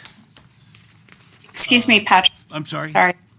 I have to leave. I stayed in 13 minutes. That's not going to derail us, is it, for the vote? No, I don't think so. I think we we'll be fine. Yeah, we still have a quorum. Yeah, we're Okay. okay. Thank you, Jennifer. Thank you, everyone. See you Appreciate Thank it. you. Bye. Okay. Bye-bye. Okay, so this is application of Tony's Smokehouse, 448 Alisell Road. Yes. Staff is requesting approval for one projecting sign that will be hung from an existing bracket on a light post in the same courtyard we were just discussing for Bangles and Bourbon. It is, again, it's a sign that's within the standards. So it's at 3 square feet, and I think it's 7 square feet allowed in the village area. It's a 2-sided sign that is dimensional. And I'll show you here the location. So again, same courtyard we were just discussing. There's 2 light posts, and it'll be on the light post that's closest to the Alisol Cellars awning. And again, we're recommending approval. Okay, And Brian's here for them too. okay, great. I had no problem with it at all. Yeah. And we said it was a dimensional sign. I'm sorry, I was looking at the pictures. Carved Too next to much. you. Yep, dimensional, 1.5 inch thick. Okay. Very good. Anything you'd like to add to the materials on the proposal? It's fairly straightforward. Basic. Again, it's, and in all particulars, it is also compliant with the design standards that we are expected to enforce. Yes, sir. I move that we approve the Tony's Smoke. Just open it up to the public first. Oh, Okay. Are there any comments regarding this application? We have no one on Zoom now, I think. Is that right? Okay. All Okay. right. Well, with no discussion, we'll proceed. Did I second it yet? no, I started, but Yeah. I'm premature. Oh, okay. Trying to move Try it things again. along here. Try it again here. I move that we approve the Tony's Smokehouse signage as presented. And I second. Been moved and seconded. All in favor, say aye. Aye. Aye. 3-0. I do have one comment, and this is not, again, our area, but I do recommend another sign inside the store with the smoke shop, because Solvang does not allow any smoking in any of the public areas except in parking lots. So this is not necessarily, relevant to us, but maybe you might want to advocate for another sign in the store. He's not here. I can talk to Tony. I did, when we were approving his business certificate, said that he needs to adhere to I think it's the tobacco section of the code that includes that language. And Good. like no smoking of hookah or anything. So I'll follow up with him. And that's something he needs to be sure and share with his customers Yes, as yeah. well. Yeah. He told me there's no vaping, there's no marijuana. It's just a normal smoke shop. So Okay. Yeah, well, even, beyond me, I don't know. yeah, no smoking allowed anywhere except in public parking lots in the city of Solvang. So, Good point. Okay, we'll move on to the next sign application regarding Brot und Kegi nice try, bro. Bakery. I don't know. I looked it up, and Kegi means cake in. Did I say that right? Kaya? I have Rennie here, if you. Okay, great. We'll have him tell us. That's Bread bread and cake, is that and right? cake. Yeah. Yeah. Bread and- Yeah. Okay. You got to kind of swallow the end of it. Blah. Roll it. I'm Hookah, glad. right? I meant to Google it earlier today so that I pronounced it correctly. So I'm glad that y'all are saying it. You've said it. So thank you. So we have signs for the new bakery on Mission. It's next to Yule House. They're we are requesting approval for 2 projecting signs and 1 wall sign, all of which meet the sign regulations. They are dimensional, and let me show you the locations. They're currently hanging. So the 1 wall sign that's the lettering is over the entrance to the building, and then the projecting signs. One is located on the frontage of Mission, and then there's another located in the back of the property. There's a little courtyard there where the Lansby and Matt and Vin have like seating, and so there's the projecting sign back there notifying people that the bakery is there. And I'll show you the site plan as well. And again, we're recommending approval. I think it's beautiful. And it's kind of everything that, other things, I won't hold it up, but that's, Okay. Or any discussion regarding this? Yeah, we just went for Old World. We went almost like for like what was there before with the olive store that was there. Color is that Swiss coffee we were talking about, and then the Durnotic bronze, it's like that grayish brown. All right. Any more discussion? no, Did I hear you say something? no, I mean, I'll move to. That's what I'm approve looking it. for. Oh, That's what I was fishing for. I will move to approve as presented. It's beautiful. I second. Okay, it's been moved and seconded. Any final discussion, comment? We're Just gonna- procedurally, you need to ask if there's any public comment. Yeah, I appreciate that. Is there any other public comment? No. Okay. And we'll proceed then to a vote on the motion to approve the sign as presented. All in favor, please say yes. Aye. Yes? Aye. Okay. Aye. 3-0. And it was nice to see a sign that is on brand and is also fitting with the old world architecture and Yeah. complements the building so well. We like them to be in English. No, I'm just kidding. So now before you leave, let's hear you pronounce the name of it. Come up to the mic and tell them how to say the name of the business. Brød and K. K. Brød and K. Okay. Right. Brød and K. When it has a E at the end, it's kind of that at Yeah, the end. yeah. Oh, okay. Yeah. Yeah. Okay, great. Thank you. Thank you. We have and the next sign application, we have a lot of sign applications. We have a C&E Fine Jewelry sign for 1693 Mission Drive. Oh, I knew that. Staff?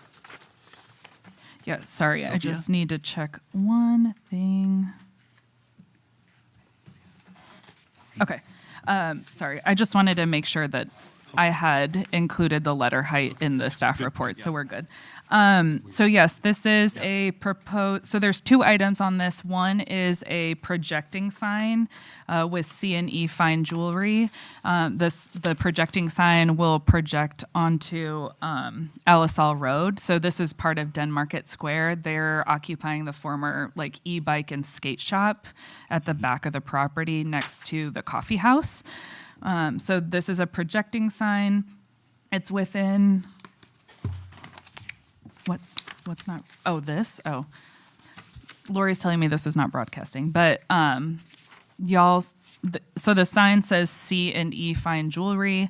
It is a dimensional sign, double-sided. It is within the sign standards. The lettering is 7.5 inches, and the size of the sign is 6 square feet, so within the allowable standards. Then they're also requesting, I forgot to include, they're also wanting to paint their door, but I'll get to that in a second. So they're also wanting to put an awning. This is a version or example of the awning that they're wanting to put up. So it's black and white vertical lines. It will not have a valance, and it meets the code. So in the code, you can allow for that. It's not specific to the modifications, but it's specific to the awning that you can allow for that kind of adjustment to the awning. And then they're wanting to paint their door this iron ore color. Mm-hmm. And we're recommending approval. Okay. Again, you've done a nice job presenting the compliance and all particulars with regard to every element of that proposal. Would you like to identify yourself, ourselves, and any comments you have regarding the application? Sure, we're excited to be here. My name's Elise. I'm Sierra, C&E. Andy, okay, good. Yes. Are there any discussion about it before we proceed? I have a question. I just want to clarify the awning, its location and angle, because the picture shows a very strong angle with the awning, but it's replacing the existing awning that's green in the picture here in front. Yeah. It would be 8 foot wide, so similar in length, and then height would be 5 foot, so not as tall as the one in this sample image. And then the projection over the door would be 2 feet projection.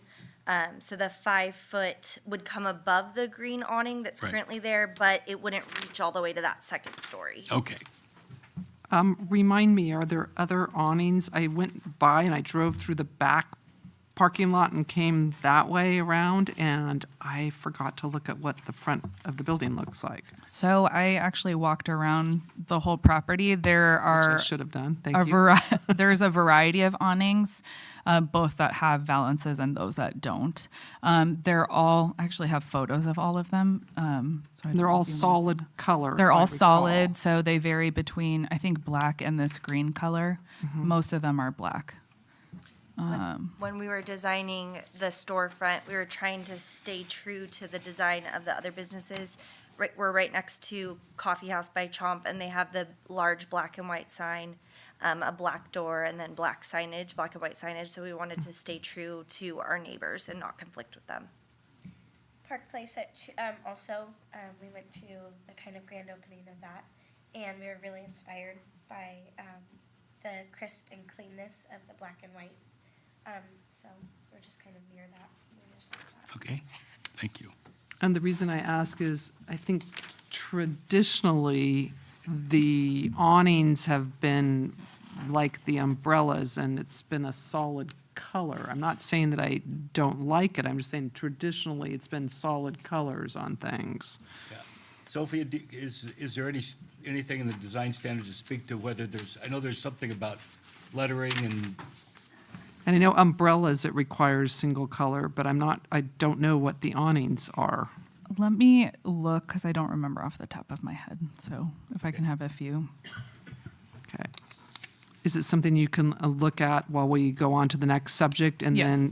then, the next application, and then have you come back up in a minute as we clarify the so rules, we're going to look up the code? the design requirements Okay. Yeah. relating to the colors. I mean, that's all just Guidelines. confirmed. The door and Because the the signage staff, seems the like staff it's- recommendation doesn't speak to that element of it has the awnings. It speaks to the slope, and it's consistent with that, and the maximum height and so forth. Just so I can give them context, so the staff report comes from the municipal code, and what they're referring to is the solving design standards or design guidelines that you'll see here.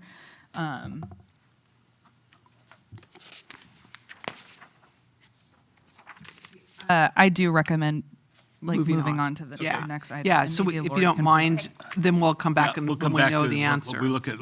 Let's move on. The next one I have is, again, another, and I think the last. Sign. Oh, yeah. Let's use this as an opportunity to take a 10-minute break. Okay. I hate to do that. 5 minutes. 5-minute break. Let's come back at Five, yeah, let's do 5 that. after 7. Yeah. Thank you. Well, that was perfect timing, because then she can research it. Yeah, that worked out great, yeah. Yeah, good call on the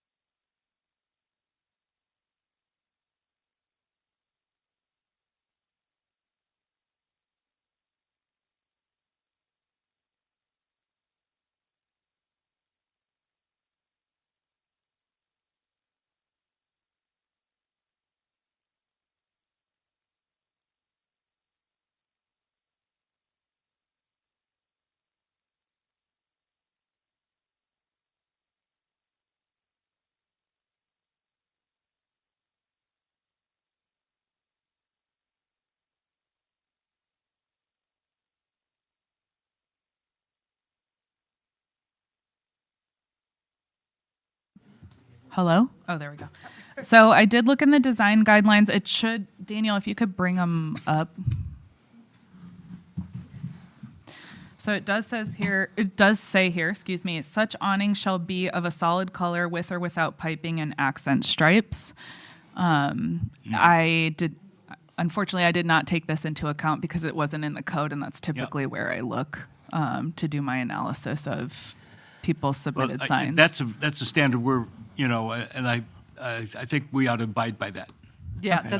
that was why I said, I think it's not that I don't like the look, but that doesn't fit with the standards. And we've found that it's a slippery slope if it's allowed once. Okay. So- Would a solid black be okay? Same style. Yeah. Yeah, I think it Yeah, and complements the it'll be existing and, yeah. distinctive, and it's an improved, Yeah, the green one's pretty shape, and I like the When you're- steeper. Because you've got a different angle Yes. you're doing? Yeah, Yeah. it's a A-frame or Yeah. billboard style. Okay. Okay. So I we guess, Open it to public comment? yeah, Well, we'll open up any comments regarding, any public comments regarding the proposal as presented. Or do you want to make a? Well, I just want to check, did you discuss the door? Do you want to discuss the door? Yes, Okay. yeah. Yeah. Sorry, we do that before public comments. Yes. Yeah. Sorry. Okay. And the door color is the swatch that we had in our packets. Yes. And that is, It's called iron ore. Yeah. which complements obviously Yes. black awning. It looks nice on a door. My door, all the doors are that color. They Yeah. look great. Yeah, good. Yeah. Yeah, it'll- Mine's like it'll a look glossy good. one like that. Okay. Okay. And then you'd have, the awning would be something close to that then? Yeah. It'll be black. In a solid black. Solid black. Okay. Are there any other questions or discussion? I'm open to receiving a motion for that amended proposal. I move that we approve the sign, the iron ore colored door, and the black awning. Okay. I second that. Moved and seconded.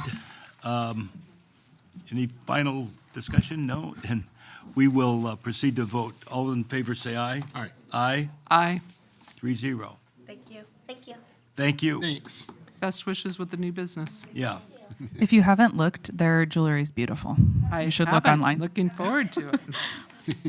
Good. Okay, we have one more signage application. This is for the Juice Ranch at 1607 Mission Drive, Suite 102. Yes, so Juice Ranch has hung their signs. So it's one projecting sign, an accessory sign, a wall sign, and a hanging under canopy sign. So I did want to show y'all that they have put the signs in the same locations where there was signage before for Lucky Dog Winery, just to show that there's like continuity of sign placement from previous tenants. So let's get into the thick of it. They actually worked with Brian, so I was able to talk to Brian a little bit about clarification for the lettering for one of the signs, where I mentioned that the information hadn't been provided prior to posting, and then also clarification on the overall sign, like the size of the sign for the projecting sign. So what was provided to us was a initial mock-up or suggestions of sizes. What Brian says actually went to be created is that the sign is actually 32 by 31 and a half. And so that with the other hanging sign, that's the 100% organic, should be within the allowable code, the 7 square feet. So because it was 32 by 32 on the print, that would have put both the larger projecting sign and then the 100% organic as slightly larger than the 7 square feet. What I have heard from Brian is it should be exactly or slightly under 7 square feet. So it's now it's now conforming to It, requirements. yes, that's what I've been assured. And then the letter height is exactly 8 feet for, or excuse, well, that would be huge. 8 inches for this sign. So the other issue with this sign is it doesn't have a 7-foot clearance. However, the sign is above a very lush landscaped area at the front of the property. All right. So I had a struggle there with how to present that to y'all because I could see that being more important for signs that overhang like the right of way rather than signs that are over like very lush landscaping or railings similar to Tony's Smoke Shop. Everything else regarding the sign fits within the sign regulations, and with the new information provided by Brian, so does the sign size for the projecting sign and also the maximum letter height. The And other, you've got all the yes. information that then provided to you. I will It's ask required. for an update Okay. to what was provided, just to indicate for our records that the size of the sign is not 32 inches by 32. So that way it actually reflects what the sign really is. Okay. Yeah, I went and looked at them today because Yeah. they're there. Yes, they're there. Yeah, they're there. And, Yeah. do we have people here that are, They're, no. I guess Brian. okay. Yeah, Brian's just hanging out. Okay. Okay. The other sign is a wall. So I'm gonna do a lot of scrolling, but the other sign is a wall sign that is on the building frontage, or the frontage of the building that is on Atterdag. So it's right next to the entrance of the property or of the facility. Let me get that up for y'all. I believe that Yeah. fit within the standards of the code. And then the other sign that they have is the one over the pergola, or on the pergola. And that one also, sorry, y'all.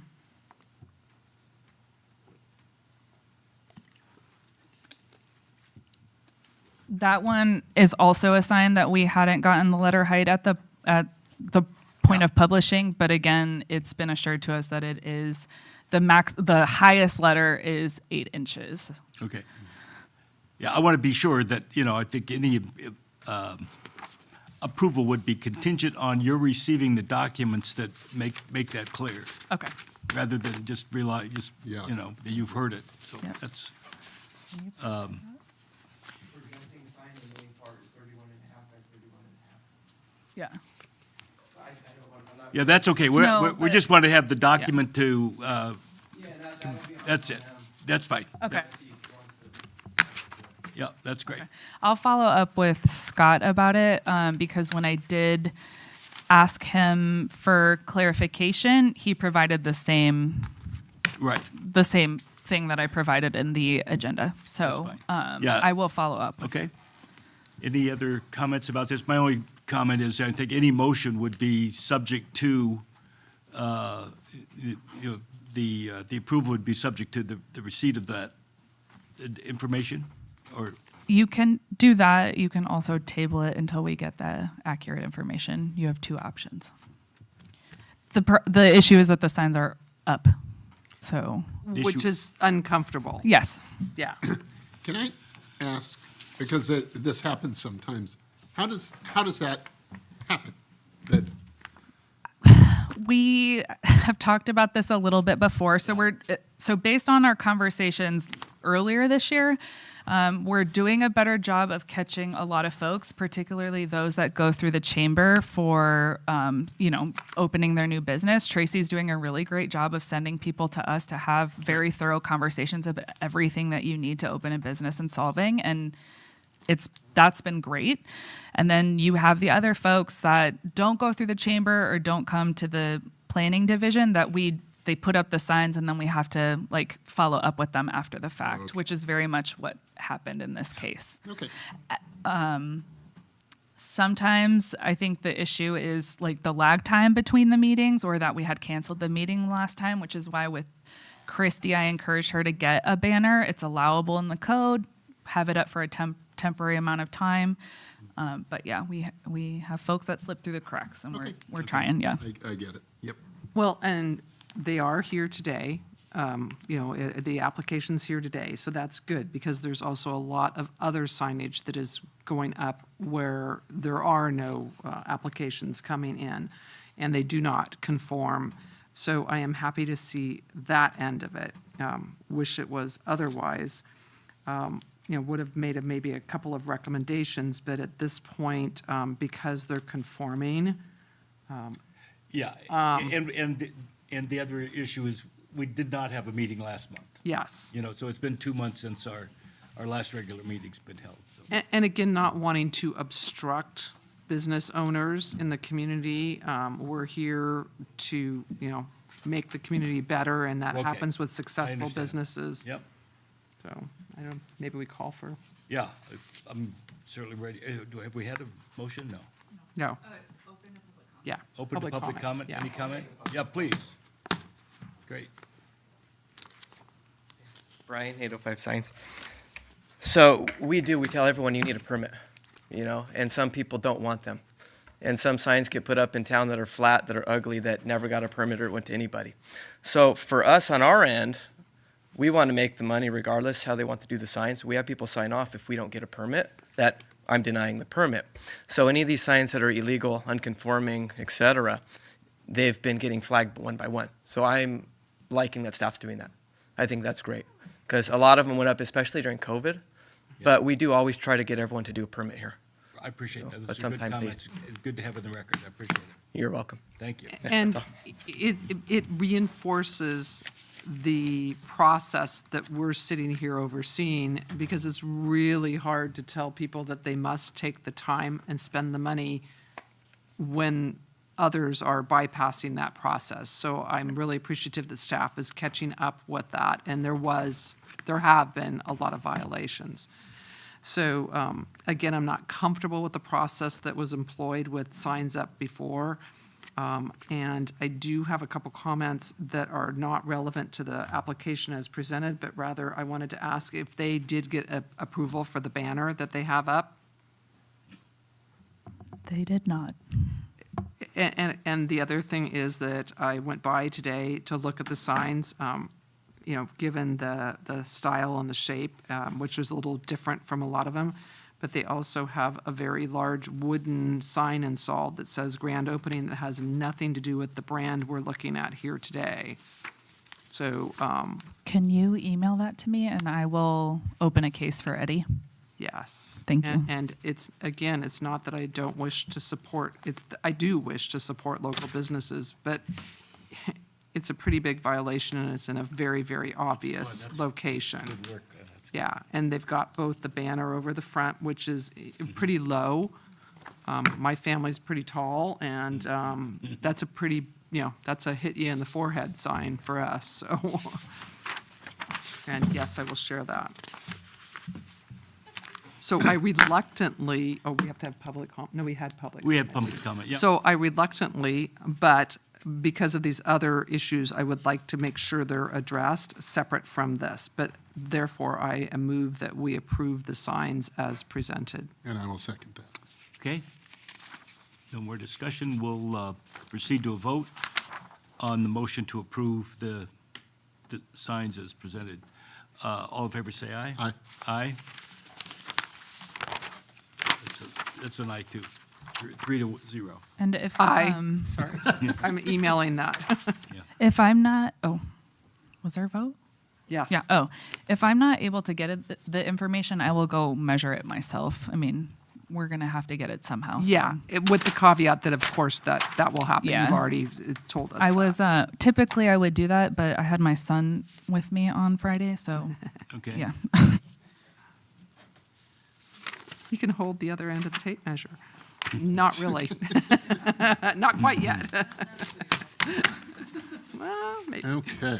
Okay, I have one more item regarding an application relates to the single-family residence at 1999 High Meadow Road, which is,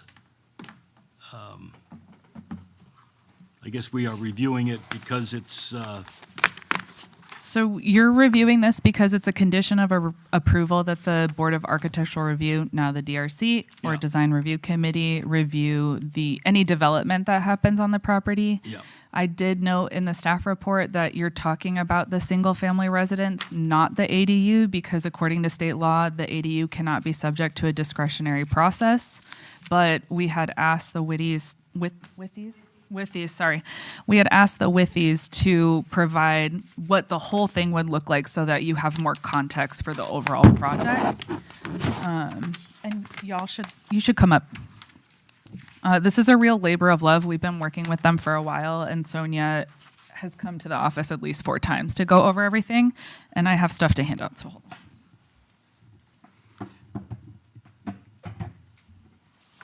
We appreciate your patience. I'm sorry that it's gone longer than, It's like we each get one.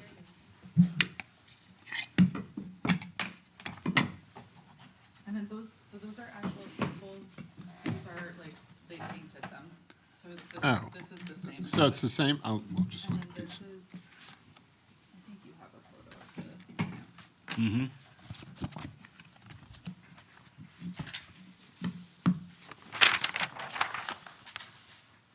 And they do want everything back, so. Okay. This is for the roof. Metal. That's the metal.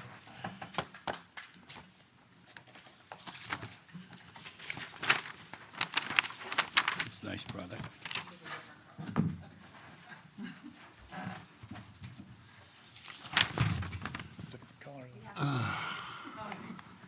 Different color. Again, Sonia is my type of person, has like binders and checklists and all the things. So thank you again, Sonia. And I'm trying to pull it up. Play with the light. Yeah.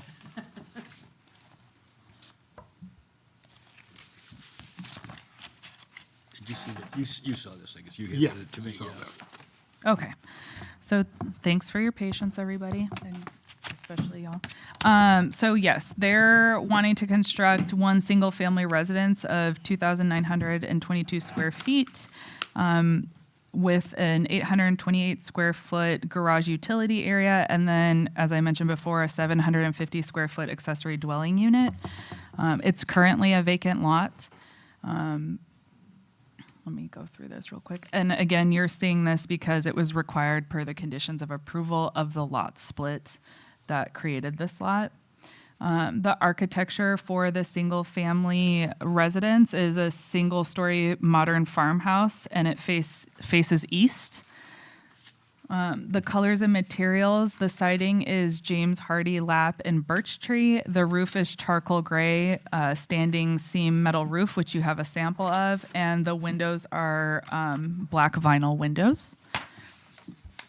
The exterior lighting that they're proposing is a 12-inch matte black gooseneck hooded fixture, and it'll be utilized throughout the property. It's inspired by an industrial warehouse lighting of the 20th century, and it's hooded so the light doesn't go above the horizontal. And staff feels that the fixtures are appropriately scaled and architecturally compatible with the proposed residences. And then with the landscaping, they're proposing it throughout the property. They're adding 5 Arizona cypress trees, which meet a condition of approval that requires the addition of 4 24-inch box trees. 1 maple tree, which they are requesting to add some seasonal color to their property, and then various drought-tolerant shrubs, grasses, and other ornamental garden elements. And then they'll also be incorporating native and adaptive drought-tolerant grasses. And we're recommending approval. Just to follow up on this site, as you can see in the illustrations, is constrained by some setbacks, particularly for the creek. And also, and so you have the triangle shape that has been a challenge for others to work within. So this is definitely an improvement from other projects that we have seen on this site. High Meadow Road is a private road, So they will be working with the others on the private road for, access and maintenance. And so we believe that this is a great solution for this particular site. Okay.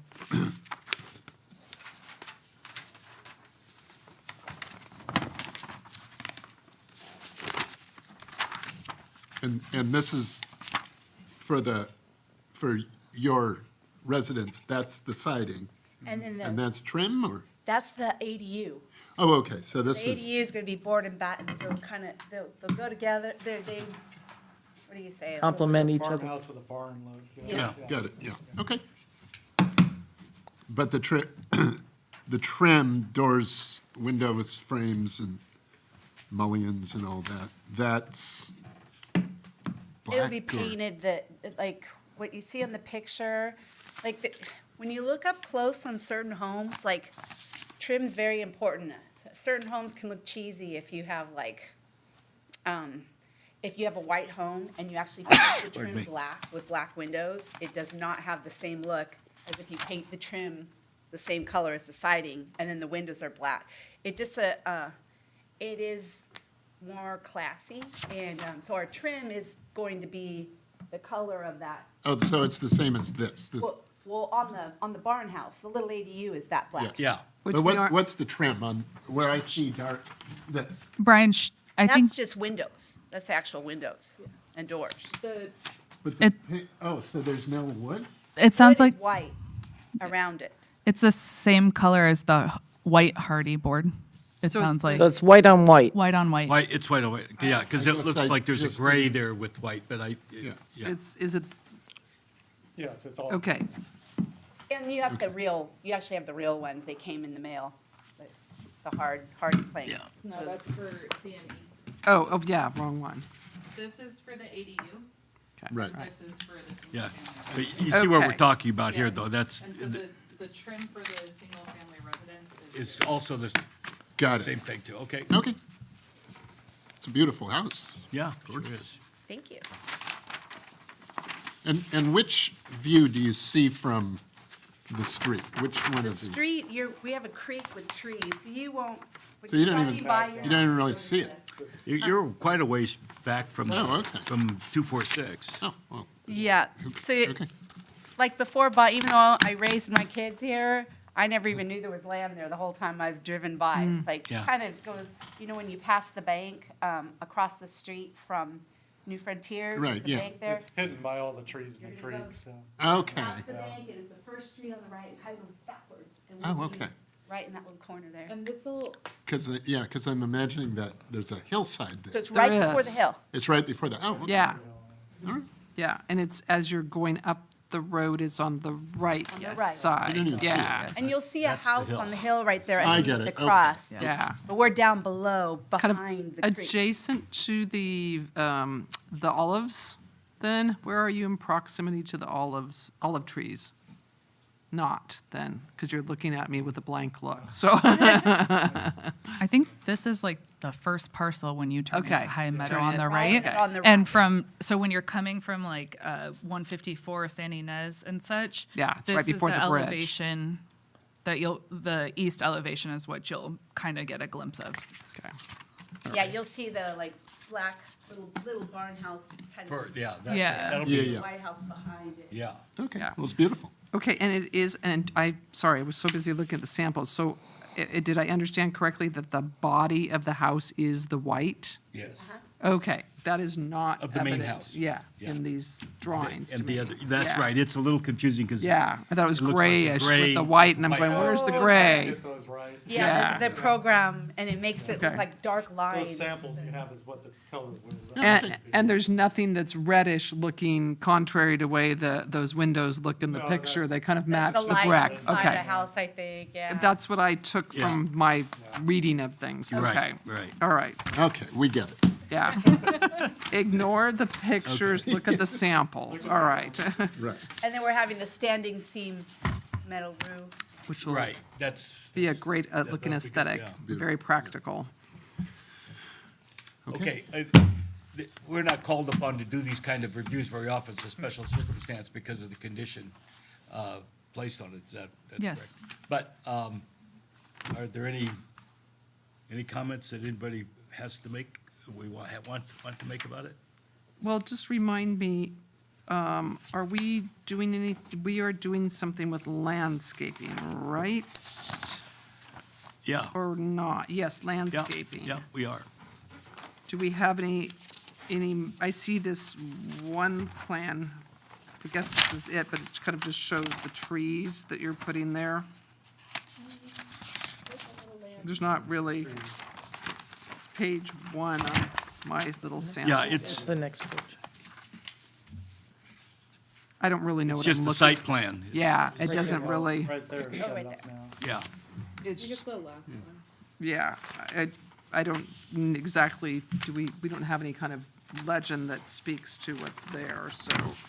Well, It does say. It over- talks about 5 Arizona cypress. Right. 4 24-inch box trees, maple, so forth. So that's described in And then, the staff report. yeah, And this the little drought icon tolerant. here is the various drought tolerant shrubs. So that's, you can see them here. Did not recognize that icon. Yeah, Okay. right here.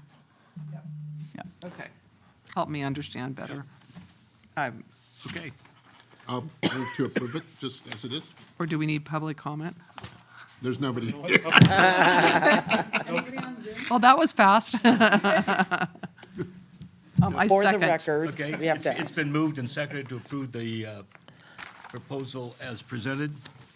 All in favor, say aye. Aye. Aye. Aye. Thanks again for your patience. Thank you so much.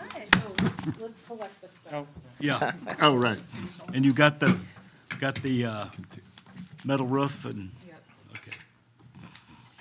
So while we're doing that, we can just move into the next item, Yeah. which is a briefing on the general plan process and the review of the community design element.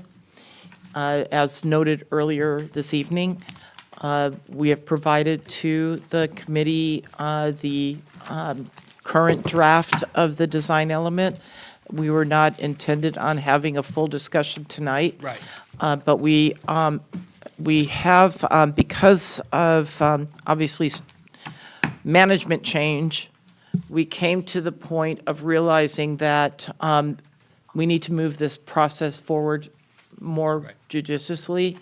And so what we are doing is allowing for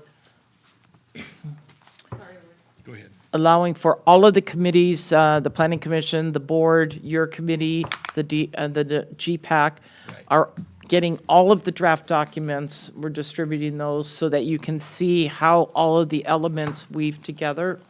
Right. And by the middle of January, we will be starting the environmental review of all of these elements. The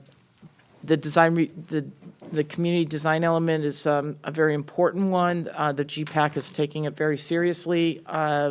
We have incorporated the comments from previous meetings, and we will be forwarding those on to the consultant and obviously GPAC again, and then coming back to you.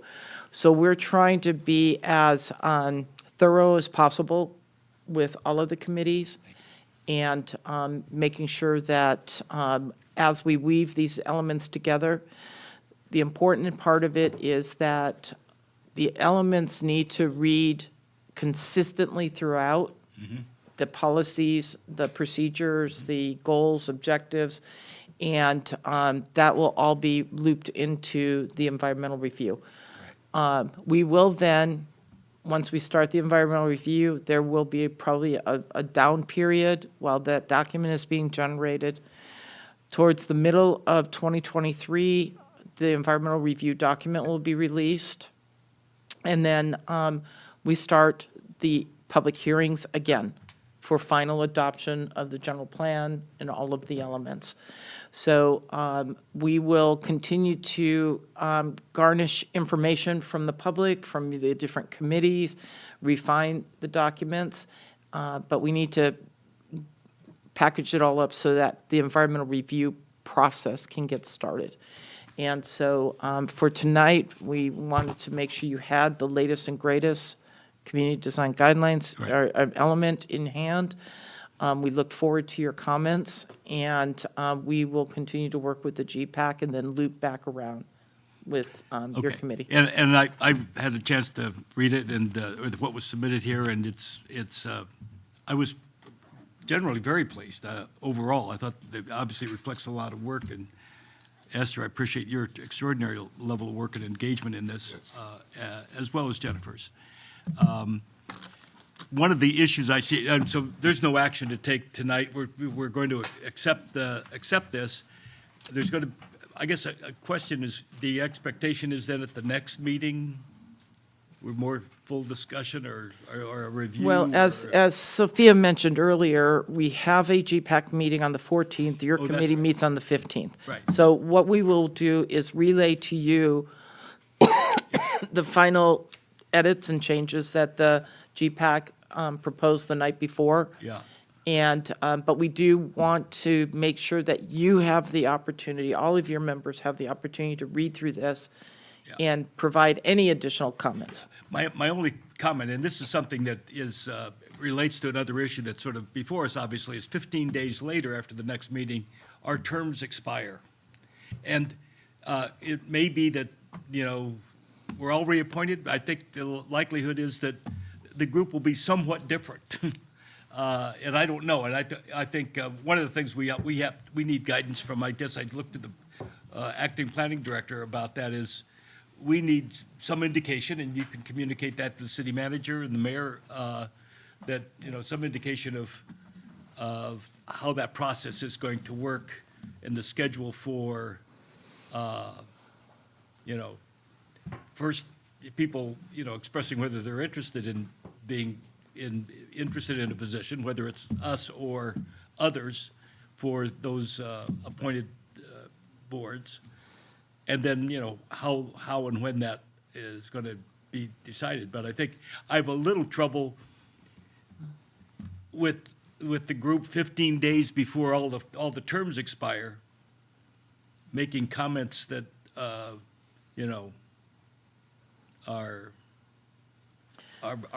going to be affect the work of the people that follow us, or people that or the next group. That's all. It's just, and I know that's one of the realities of the process, but that's a little challenging. Well, and it concerns me as your GPAC representative. Yeah. Jennifer and I have spent an extraordinary amount of time doing this, and we're close to the finish line for the GPAC. I mean, the bulk of our work is done. It's still got quite a ways to go. And the learning curve has been not insubstantial. I mean, my joke is that by the time we're done, we'll have figured out the right way to do it, And we're sitting here and we have absolutely no idea if we'll be returning here, which means that the representation to GPAC has the potential for completely changing. And that is actually somewhat concerning to me. I think from what I've heard, GPAC won't change in composition. Even if I'm the design review committee representative and I'm That's what not I- on the design review committee? That's what I've heard, just because you've been on it the entire time. I think Aaron brought it up the other day in terms of planning? him being a planning commissioner who may potentially not be on the planning commission. Right.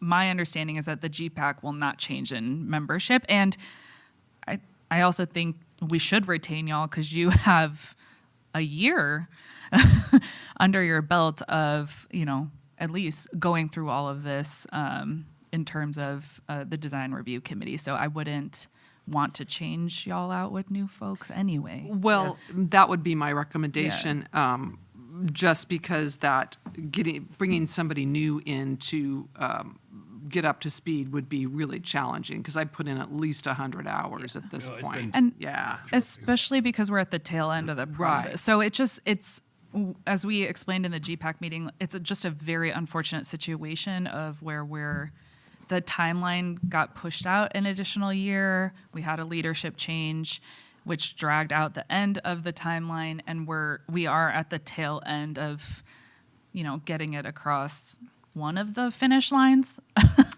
And we need to stop tinkering with all of the elements in order for them to, tinkering's a bad word, but we need to stop editing the different elements in order for the environmental impact report to get started. That's my next question. Yes. So, but back a second to the makeup of the GPAC. If there's any investigation into that you can do and follow up, that would be really helpful. And if you can clarify for me as the GPAC representative, generally speaking, well, not generally speaking, we are a Brown Act committee. We don't talk about this amongst ourselves. We're like super good. And in fact, some of us would love to socialize and we don't because of the perceived potential, for, thinking that we're discussing things. So all that said, if Brian has comments that he wants me to take to the meeting, is he allowed to give them to me? Because I'm already talking, actually Jennifer and I really don't talk about it, which is interesting because we each come in from our own perspective there. Anna Marie just pointed at me and said he would give them to you. So you'd give your comments to me. Okay. And I'd bring them that to makes the sense. GPEC. Clarifying. I'm glad Okay, you that said was that. my And understanding. I do want to clarify, I have my weekly check-in meeting with Brad tomorrow, so I will ask about appointments and then and the process, so whether it's an appointment or an application process or what is going to happen. And it sounds like Anna Marie can answer that one. And then I'll also ask about GPAC composition of our committee members. Thank you. That would be really helpful to know as we go forward and, allocating our, my personal time as well. And I presumed that I was not to speak to any of the other members about the design element, nor have I. And as I said, I haven't even talked to Jennifer about it. So, And that is one of the reasons why we made the decision to distribute all of the documents so that not only the planning commissioners, the city council members, everybody has the working drafts of the elements, and we can start getting feedback so that it's just not being all funneled to the GPAC. Everybody else is also seeing this I document. do want to clarify, Lori, I only gave them the community design element. correct. Because I thought that's just Oh, for what we're- this, yeah. Yes. Okay, yeah. For our group. And back to that community design element and the environmental, the EIR, it was my understanding that from the last time I was at a meeting, which was the community design element, I missed the housing element. It was my understanding that we could continue to work on that in January after the EIR was submitted. And that was my reasoning for requesting tabling tonight, because I project that there will be additional and significant changes to the design element before it's completed by the GPAC. And so, as Sophia said, the one thing about the design element is that most of the provisions in the design element are not environmental impacts. Right. We're not talking about grading or Right. trees or archaeology, or we're talking about architectural design. That does fall into the aesthetics section of the environmental review, but the work that's already been done is enough for the consultants to build on. And as, we make the changes in the next 2 months, we can still talk about it, but we're really trying to come on to a draft document with all of the elements that's close enough to start the environmental review process. So we're Which- converging. Yeah, which I'm really encouraging everybody to do that. And the reason I kind of belabor this a little bit is the portion that is not completed has a lot to do with exactly what we are tasked with doing here. That's the portion that we've left undone at the last meeting to have the consultants give more feedback, because it's going to be directly related to new, hopefully codified, guidelines, code, I guess is the better way of saying it. So it's really important that it be right, because those decisions are ultimately going to lead to policy that's going to instruct whoever's sitting up here in very significant ways. Yeah. And in ways that we wish had been present in a lot of, when we started. Because when we started, I think we're all learning as we go how to make this process better for the applicant, for the decision-making, for staff, all of that. I don't know if you talked about it in your meeting today with the consultants, but I think important context for you to have is their intention with how they wrote the community design element is that they folded the design guidelines in. So that's why that back half of it is so specific to like the design elements. So it's important for you to keep that in mind. Lori brought up at our last meeting, which you were unable to attend, that her concern about that is if we wanted to amend any of those items, it would require a general plan amendment rather than if it was just a separate document that's a less robust process that you have to go through. So I encourage you to keep that in mind as you're reading the design, the draft design guideline, draft design, community design element, and also keep in mind the bar design guidelines. Oh my gosh. Yeah. Well, It's late. but I also think that's really important because getting into the weeds too much, you know, we already know, at one point we talked about putting together a color palette and, you know, we kind of, I think, stepped back a little bit Yeah, from we did. that, understanding that some, you know, that's great, but all of a sudden that can also be very limiting. Right. So, yeah. So we have, we've been tasked to move this process along. Part of it is over budget from what was originally approved by the city council. So staff is taking on a lot more of the effort to address the different elements, comments, hearings, workshops. And so you'll be seeing more engagement by us, rather than having the consultants which come from outside the area and additional costs associated with that. And the project manager, our on-staff project manager, is the Public Works Director, Roger Olds, and he wanted me to communicate to you that he was not feeling well, and he is sorry he could not be here today. But That's nice. Yeah. So I think that you have as much as we have right now. Yeah. 2023 is going to be our pivotal year to Yeah. complete this task.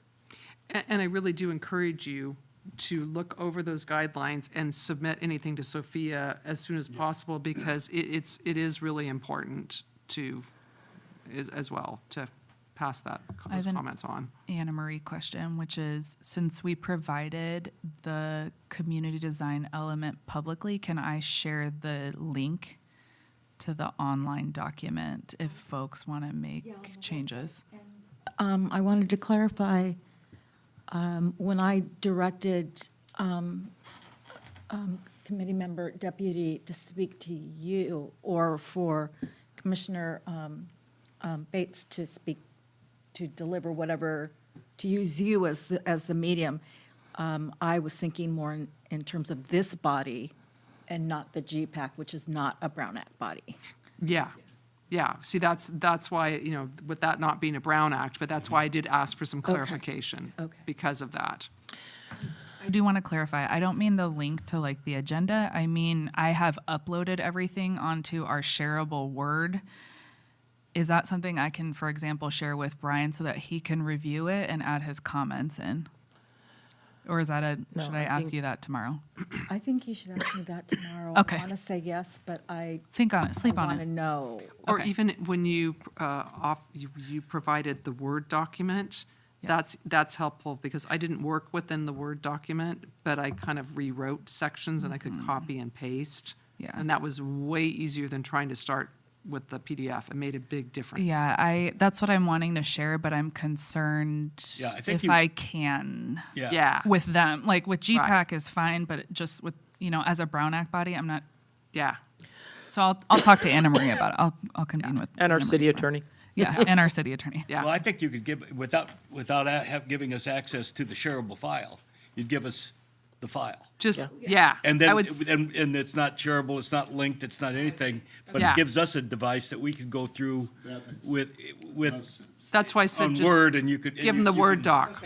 Yeah, instead of, so it's not like he's going to insert his comments and then And then I can everybody will see them. it, so Yeah. you're asking for a lot of trouble there. But if it's just the Word document that we can go Yeah. through and do a reviewing function on, I think I was thinking in terms of like ease for the whole thing, but Yeah, I that was- makes complete sense. Yeah. Yeah. okay. Yeah. Oh, and a Word document that would be returned to you with, if there was comments inserted. Yeah, that's why I was asking, because you had mentioned give it to me, and I'm going, I don't think you can give it to me. And no, you can't. Great. Okay, so I think we appreciate all your efforts, and we understand that, it's, So I know it's getting late. I'd like to Yep. just do a couple of reports. yeah, please. We do have a meeting next month.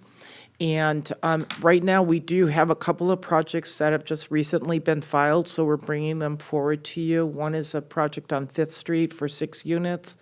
And we also hopefully will have Lily Sod again, the little cottages at the yeah. corner. They're ready to submit for their development plan process. So those are the only ones we have right now. I don't think we have any more signs. We do, sorry. We have Mole Hole Cottage. Daniel, can you not show my, thank you. It's okay. It's all my little secrets. Yes, Mole Hole, they were going to be on tonight's, but they Kept changing. keep bringing up stuff. So we want to bring a more cohesive, complete package to y'all at the next meeting.